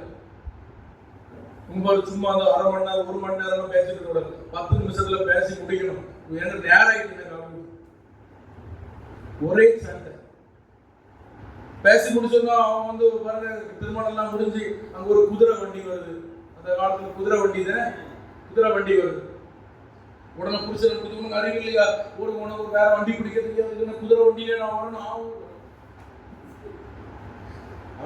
வாழ்க்கையில ஆரம்பிக்கவே அதுக்கடையில குதிரையில ஏறியாச்சு. குதிரையில ஏறினா அது குண்டுல குடி உள்ள பாருங்க, திட்டிக்கிட்டே வர்றாங்க. பக்கத்துல இருந்து ஆத்திக்கிட்டே சொல்லிட்டு அமைதியா இருக்கும். உனக்கு அறிவு இருக்கா, அவனுக்கு அது இருக்கா, ஆளா பாரு, மூஞ்ச பாரு, கல்யாணம் ஆகி முதல் நாளே உனக்கு அறிவு இருக்கா, அவனுக்கு குதிரைதான், நீயும் குதிரைதான், நீ கழுதான், அது இது. ஐயோ இவன் கொஞ்ச நேரம் கழிச்சு அந்த குதிரை போயிட்டு இருக்க குதிரை வந்து மக்கள் பண்ணிச்சான். அப்படி இப்படி எங்கேயும் ஓடும் பாருங்க குதிரை. சொன்னா ஃபர்ஸ்ட் வார்னிங் என்ன சொன்னா, ஃபர்ஸ்ட் வார்னிங் என்னது ஃபர்ஸ்ட் வார்னிங், என்ன பேசிருக்கேன், நான் என்ன பேசிட்டு இருக்கேன், என்ன பண்ண. ஐயோ திரும்பவும் குதிரை கொஞ்ச நேரம் கழிச்சு மக்கள் பண்ணிச்சான். Second warning. திரும்ப கொஞ்ச நேரம் கழிச்சு சண்டை போட்டுட்டே இருக்கலாம். இவன் என்ன செகண்ட் வார்னிங் அது. திரும்பியும் அந்த குதிரை வந்து குண்டுக்குள்ள விழுந்துச்சான். தேர்ட் வார்னிங் சொல்லிட்டு மக்கள் படிச்சாங்க. இங்க ஓடி தேர்ட் வார்னிங் சொல்லிட்டு உள்ள துப்பாக்கி எடுத்து கடை குதிரையை சுட்டு கொண்டுட்டான். இவன் பாக்குறான், அறிவு இருக்கா, ஐயோ வயல ஜீவனை கொண்டுட்டே, ஐயோ ஃபர்ஸ்ட் வார்னிங். என்ன ஃபர்ஸ்ட் வார்னிங்? என்ன நீ சொல்லுங்க? Second warning. அதோட வாய் முடிட்டான். அது ஒரு சாவர வர குடும்ப சந்தோஷமா இருக்கும். ஏன்னா இவன் என்ன தெரியல, கடைசில என்ன பண்ண மாட்டான். துப்பாக்கி பார்த்து ஒரு பயம், வீட்டில் துப்பாக்கி தொங்க போட்டுருவோம் பாருங்க. தேர்டு ஒரு வார்னிங் தான் இருக்கு, சுட்டு போடுவான்னு தெரியும், வாயே திறக்க மாட்டான். அந்த குடும்ப வாழ்க்கை ஆசீர்வாதமா இருந்தான். லேலியா சொல்லுங்க, வாய் நம்ம திறக்காம இருந்தாலே நம்ம வாழ்க்கை ஆசீர்வாதமா இருக்கும். தேவையில்லாம வாயை திறக்காது, அமைதியே இருங்க. ஹல்லேலூயா, ஹல்லேலூயா. நாவை காத்துக்கொள்ளுங்க, தேவையில்லாத வார்த்தைகளை பேசுறது இதெல்லாம் நமக்கு வேண்டாம். அப்போ இவள் எப்படி ஜெயிச்சாலும் துதியினால ஜெயிச்சாலும். ஆமென் சொல்லுங்க. ஹல்லேலூயா. துதியினால இவள் அந்த பிசாசை ஜெயித்தாள், அந்த லாபான் ஆவிகளை ஜெயித்தாள். ராகேல் எப்படி ஜெயித்தாள் பாருங்க. ஆதியாகமம் 30ஆம் அதிகாரம் 22ல பாருங்க. ஆதியாகமம் 30:22. தேவன் ராகேலை நினைத்தருளினார், அவளுக்கு தேவன் செவி கொடுத்து அவள் கர்ப்பம் தரிக்கும்படி செய்தார். அப்ப ராகேல் எப்படி ஜெபம் எப்படி விடுதலையானால், எப்படி ஜெயம் எடுத்தாள்னா அவ ஜெபித்து ஜெயம் எடுத்தாள். எப்படி ஜெயம் எடுத்தாள்? ஜெபித்து. அப்ப இரண்டாவது விஷயம் துதிக்கிறது, ஜெபிக்கிறது. அல்லேலூயா. இந்த துதியும் ஜெபமும் என்ன பண்ணும்னா இந்த ஆவிகளை நம்ம குடும்பத்துல ஜெயம் எடுக்க வைக்கும். இந்த துதியும் ஜெபம் உங்க வாழ்க்கையில் இருக்கணும். இடைவிடாம துதிக்கிற ஜெபிக்கிற ஒரு பிள்ளைகளா நீங்க மாறணும். அல்லேலூயா, அல்லேலூயா. குடும்ப வாழ்க்கை அழிக்கணும், பிள்ளைகள் சந்தோஷமா இருந்தாலும் பரவாயில்லன்னு நினைச்சானா இந்த ரெண்டு பிள்ளைகள் நல்ல துதிக்கிற ஜெபிக்கிற பிள்ளைகளா இருந்தனால குடும்ப ஆசீர்வாதமா இருந்தது. அல்லேலூயா. மூன்றாவது ஆதியாகமம் 31ஆம் அதிகாரம் 43ஆம் வசனம் பாருங்க. இவன் எப்படி முழுசா ஆவியை ஜெயம் எடுத்தான். ஆதியாகமம் அப்பொழுது லாபான் யாக்கோபுக்கு பிரதியுத்தரமாக, இந்த குமார்த்திகள் என் குமார்த்திகள், இந்த பிள்ளைகள் என் பிள்ளைகள், இந்த மந்தை என் மந்தை, காண்கிற யாவும் என்னுடையவைகள், என் குமார்த்திகளாகிய இவர்களையும் இவர்கள் பெற்ற பிள்ளைகளையும் இன்று நான் என்ன செய்யக்கூடும் அப்படின்னு சொல்லிட்டு 44. இப்பொழுது எனக்கும் உனக்கும் சாட்சியா இருக்கும் பொருட்டு நீயும் நானும் உடன்படிக்கை பண்ணிக்கொள்ள கடவோம். அல்லேலூயா. மூன்றாவது நீங்க கடைசி 50ஆம் வசனம் வரைக்கும் படிச்சு பாத்தீங்கன்னா யாக்கோபு சொல்றார், நம்முடனே ஒருவரும் இல்லை, பார் தேவனே எனக்கும் உனக்கும் சாட்சி என்று சொன்னபடியால் மிஸ்பா என்று பெயரிட்டு அந்த இடத்துல ரெண்டு பேரும் உடன்படிக்கை பண்றாங்க. இனி ஏன் இல்லைக்கு நீ வரக்கூடாது, உன் இல்லைக்கு நான் என்ன செய்ய மாட்டேன், வரமாட்டேன். மூன்றாவது இந்த ஆவி அவன் எப்படி ஜெயித்தான்? உடன்படிக்கை செய்து ஜெயித்தான். அதான் பிரதிஷ்டை, அதான் பிரதிஷ்டை. கர்த்தருக்கு முன்பாக இனி நான் இப்படிப்பட்ட காரியத்தில் நான் ஈடுபட மாட்டேன், இப்படிப்பட்ட காரியத்தை நான் பார்க்க மாட்டேன், பேச மாட்டேன்னு சொல்லி ஒரு உடன்படிக்கை பண்ணி அவன் ஜெயம் எடுத்தான். அதுக்கப்புறம் தான் இந்த ஆவி முழுமையா அவனை வாழ்க்கை விட்டு மாறிச்சு. நல்லா கவனிங்க, நீங்க ஒரு உடன்படிக்கை, ஒரு பிரதிஷ்டை உள்ள வாழ்க்கை வாழணும். கிறிஸ்து பிள்ளை கவனிக்கிறீங்களா? தெய்வ பிள்ளைகள், ஒரு உடன்படிக்கை, ஒரு பிரதிஷ்டை இருக்கணும். இந்த பிரதிஷ்டை இல்லாம நீங்க வாழுனீங்க அப்படின்னா எப்படினாலும் வாழலாம், சும்மா சர்ச்சைக்கு மட்டும் போனா போதும், எப்படினாலும் இருக்கலாம் அப்படின்னு சொன்னா இந்த லாபானி நாவி சொல்ற இந்த ஆவி எப்பொழுதுமே நம்ம வாழ்க்கையில தொடர்ந்து வந்துகிட்டே தான் இருக்கும். என்னைக்கு ஒரு பிரதிஷ்டைக்கு நீங்க ஒப்பு கொடுக்குறீங்க, யோபு சொன்னார், நான் என் கண்ணோடு நான் உடன்படிக்கை பண்றேன். கண்ணை ஆண்டவருக்கு முன்னாடி வச்சு இந்த கண்ணோடு ஒரு உடன்படிக்கை பண்றேன். இனிமே இந்த கண் என்ன செய்யாது, தேவையில்லாத பார்க்காது அப்படின்னு சொல்லி இந்த கண்ணோடு உடன்படிக்கை பண்ண. அதான் அந்த பிரதிஷ்டை. இனி நான் தேவையில்லாத இந்த கண்ணை வச்சு பார்க்க மாட்டேன், தேவையில்லாத காரியத்தை நான் என் வாழ்க்கையில் ஒரு நாள் நான் பார்க்க மாட்டேன், நான் பேச மாட்டேன், நான் யோசிக்க மாட்டேன்னு சொல்லி ஒரு பிரதிஷ்டை. அந்த பிரதிஷ்டை உங்களுக்கு வேணும். நல்லா கவனிக்கிறீங்களா? என்னைக்கு ஆண்டவர் உங்களுக்கு ஜெயம் தர முடியும் தெரியுமா? நீங்க பிரதிஷ்டை உள்ளவர்களா மாறும்போது. நீங்க பிரதிஷ்டை, ஆண்டவரே நான் இதை செய்ய மாட்டேன், ஆண்டவருக்கும் உங்களுக்கும் ஒரு உடன்படிக்கை. ஆண்டவருடைய கையை பிடிச்சி, ஆண்டவரே நான் இப்படிதான் இருக்க போறேன், இதெல்லாம் நான் இனி செய்ய மாட்டேன், இதெல்லாம் நான் பண்ண மாட்டேன். என்னைக்கு அது உடன்படிக்கை பண்றீங்களா? அப்படி பண்ணாட்டா நீங்க பண்ண ஆரம்பிங்க. ஒரு ஜெப அறையில் இருந்து உங்க வாழ்க்கையில எது கஷ்டமா இருந்தாலும் நீங்க இதுவரை சில நேரங்கள்ல சில காரியத்துக்கு உங்க வாழ்க்கையில நீங்க அனுமதிக்கணும். ஒருவேளை அது ஒரு டிவியா இருக்கலாம், ஏதோ ஒரு காரியமா இருக்கலாம், ஒரு நபரா கூட இருக்கலாம். இதுவே அந்த காரியத்துக்கு எனக்கு அனுமதி இல்லாண்டவரே, இனிமே அதுக்கு எனக்கு சம்பந்தம் இல்லாண்டவரே, அந்த எல்லைக்குள்ள நான் இங்க போகவே மாட்டேன்னு சொல்லி என்னைக்கு நீங்க உடன்படிக்கை பண்றீங்களோ அந்த உடன்படிக்கை பண்ற இடத்துக்கு பேர் மிஸ்பா அப்படின்னு பேர் வைக்கிறான். மிஸ்பான்னா வாட்ச்னா பார்க்கிறது. கர்த்தருக்கு முன்பாக கர்த்தரை பார்க்கிறார் உடன்படிக்கை பண்ணா பாருங்க யாக்கோபு. அதுக்கப்புறம் அந்த லாபானின் ஆவி அவனை பின்தொடர்ந்து வரவே முடியல. அல்லேலூயா. இனிமே எல்லைக்குள்ள நான் வரமாட்டேன், இனிமே அந்த காரியத்துக்கு எனக்கு சம்பந்தம் இல்லை, இனிமே உனக்கு எனக்கு சம்பந்தம் இல்லை. நீங்க நிறைய தெய்வ பிள்ளைகளுடைய வாழ்க்கையில பிசாசு பிடிக்காது. நிறைய ஆவிக்குரிய பிள்ளைங்க கவனிக்கிறீங்களா? பிசாசு நமக்கு பிடிக்காது, ஆனா பிசாசுக்கு பிடிச்சது நிறைய நமக்கு பிடிக்குது. அதனாலதான் நம்ம வாழ்க்கையில தோல்விக்கு காரணமே. பிசாசு யாருக்காவது பிடிக்குமா? ஒருத்தருக்கு பிடிக்காது, ஆனா அவனுக்கு பிடிச்ச நிறைய விஷயம் நமக்கு பிடிக்குது. அவன் கையில் இருக்கிற நிறைய விஷயம் நம்ம கையில இருக்குது, நமக்கு அதை பிடிக்குது, விரும்புறாங்க. அதனாலதான் நம்ம வாழ்க்கையில அந்த ஆவிகள் திரும்ப நம்ம துரத்திக்கிட்டே வருது. நமக்கு பூரண ஜெயம் இல்லை, பூரண விடுதலை இல்லை. இன்னைக்கு ஒரு பிரதிஷ்டை உள்ள வாழ்க்கைக்கு உங்களை ஒப்பு கொடுக்க போறீங்க. அல்லேலூயா. எல்லாரும் முழங்கால் பண்ணிடலாமா? ஆண்டவர் நீங்க ஒப்பு கொடுத்து நீங்க ஜெபம் பண்ண போறீங்க. ஆண்டவரே, நான் இந்த மாதிரிப்பட்ட விஷயங்கள்ல இருந்து எனக்கு பூரண விடுதலை கிடைக்க நான் ஒப்பு கொடுக்குறேன்னு சொல்லி ஜெபம் பண்ணலாம். அல்லேலூயா. உங்களுக்கு கஷ்டமா இருந்தா எலும்பி கூட நீங்களாம், ரொம்ப நேரம் உட்காந்துட்டீங்கன்னா எலும்பி கூட நீங்க ஒரு 5 நிமிஷம் நான் உங்களை ஜெபம் பண்ணி நான் அனுப்ப போகிறேன். நான் நேர இடத்துல மன்னிச்சிருங்க. ஒரு 5 நிமிஷம் எல்லாம் ஜெபம் பண்ண போகிறோம். அல்லேலூயா. அல்லேலூயா. 3 விஷயம் யாக்கோபு செய்து இந்த லாபானின் ஆவி அவன் குடும்பம், அந்த லாபானின் ஆவி ஆண்டவர் மட்டும் இல்லைன்னு சொன்னான் யாக்கோபுடைய குடும்பத்தை ஒரு ஒன்னில்லாம இருக்கும், அவன் வாழ்க்கையை அழிச்சிருக்கான். அவன் உண்மையா இருந்தான். அந்த குடும்பத்துல ஜெபம் இருந்தது, அந்த குடும்பத்துல துதி இருந்தது. 3வது யாக்கோபுக்கு ஒரு பிரதிஷ்டை இருந்தது. அந்த பிரதிஷ்டை ஜெபமும் அந்த துதியும் உண்மை இருந்தான். அதுதான் அந்த லாபானின் ஆவி அவ்வளவு பெரிய அந்த தந்திர ஆவியை ஜெயவனுக்கு உதவி செய்யும். இன்னைக்கு ஒருவேளை நீங்க அப்படிப்பட்ட சூழ்நிலை வந்திருக்கலாம். பாசன குடும்பத்தில் இப்படிப்பட்ட குழப்பங்கள் இருந்து கொண்டு இருக்கிறது. இந்த லாபானின் ஆவிகள் குடும்பத்துல போராடி கொண்டு இருக்கிற எனக்கு தெரியுது. நான் இதை எப்படி ஜெயெடுக்கணும்னு சொல்லி ஆண்டவர் என்னோடு பேசினார் என்று சொல்லி நீங்க சொல்லுவீங்கன்னு சொன்னா அப்படி கொஞ்சம் ஒப்பு கொடுத்து ஜெபம் பண்ணுங்க பாப்பா. ஆண்டவரே, ஒரு பிரதிஷ்டை உள்ள வாழ்க்கைக்கு நான் ஒப்பு கொடுக்கிறேன்ப்பா. அல்லேலூயா. நான் உம்மோடு இருக்கிற ஒரு பிள்ளையா நான் என்னை ஒப்பு கொடுக்கிறேன் ஆண்டவரே. அல்லேலூயா. நான் இனி தேவையில்லாத இந்த மாதிரிப்பட்ட விஷயங்கள் நான் செய்ய மாட்டேன்.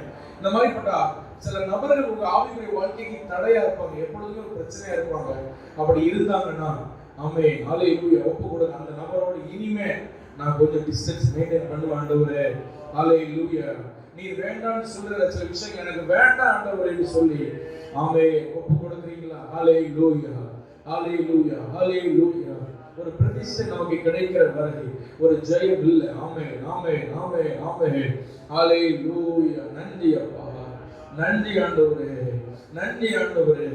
ஒரு துதிக்கிற பிள்ளையா, ஒரு ஜெபிக்கிற பிள்ளையா கர்த்தர்களை மாற்றுவாராக. ஒரு போராடி ஜெபிக்கிற பிள்ளையா கர்த்தர் ஒவ்வொருவரையும் மாற்றுவாராக.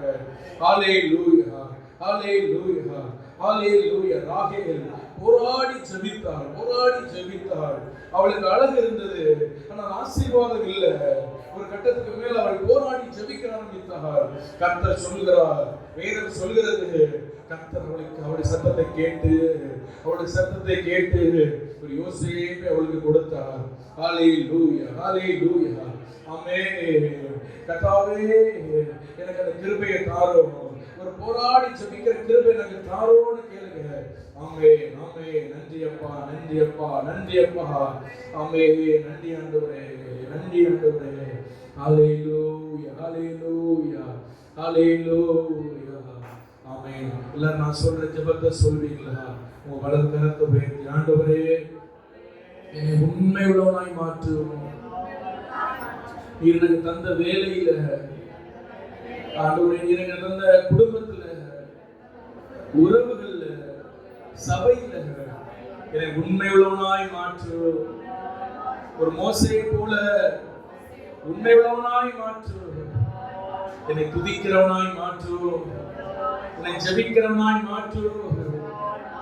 வெறுமனை ஜெபிக்கிறதல்ல, ஒரு போராடி ஜெபிக்கிற பிள்ளையா என்னை மாற்று. அபிஷேகத்தை என் மேல் வையோ. ஒரு பிரதிஷ்டை உள்ள பிள்ளையாய், ஒரு ஆண்டவரே ஒரு தியாகம் செய்கிற ஆவிக்குரிய பிள்ளையாய், உமக்கு பிரியமில்லாத விஷயத்துல ஒரு நாளும் நான் ஈடுபடாம என்னை காத்துக்கொள்ள ஒரு பிரதிஷ்டை எனக்கு தாரோ, என்னை ஆசீர்வதியோ, என்னை சூழ்ந்து கொள்ளோ, என்னை ஆசீர்வதியோ, என்னை கேடகமாய் சூழ்ந்து கொள்ளோ. எல்லா கடன் தட்டி ஆண்டவரை சோதரம் பண்ணலாமா?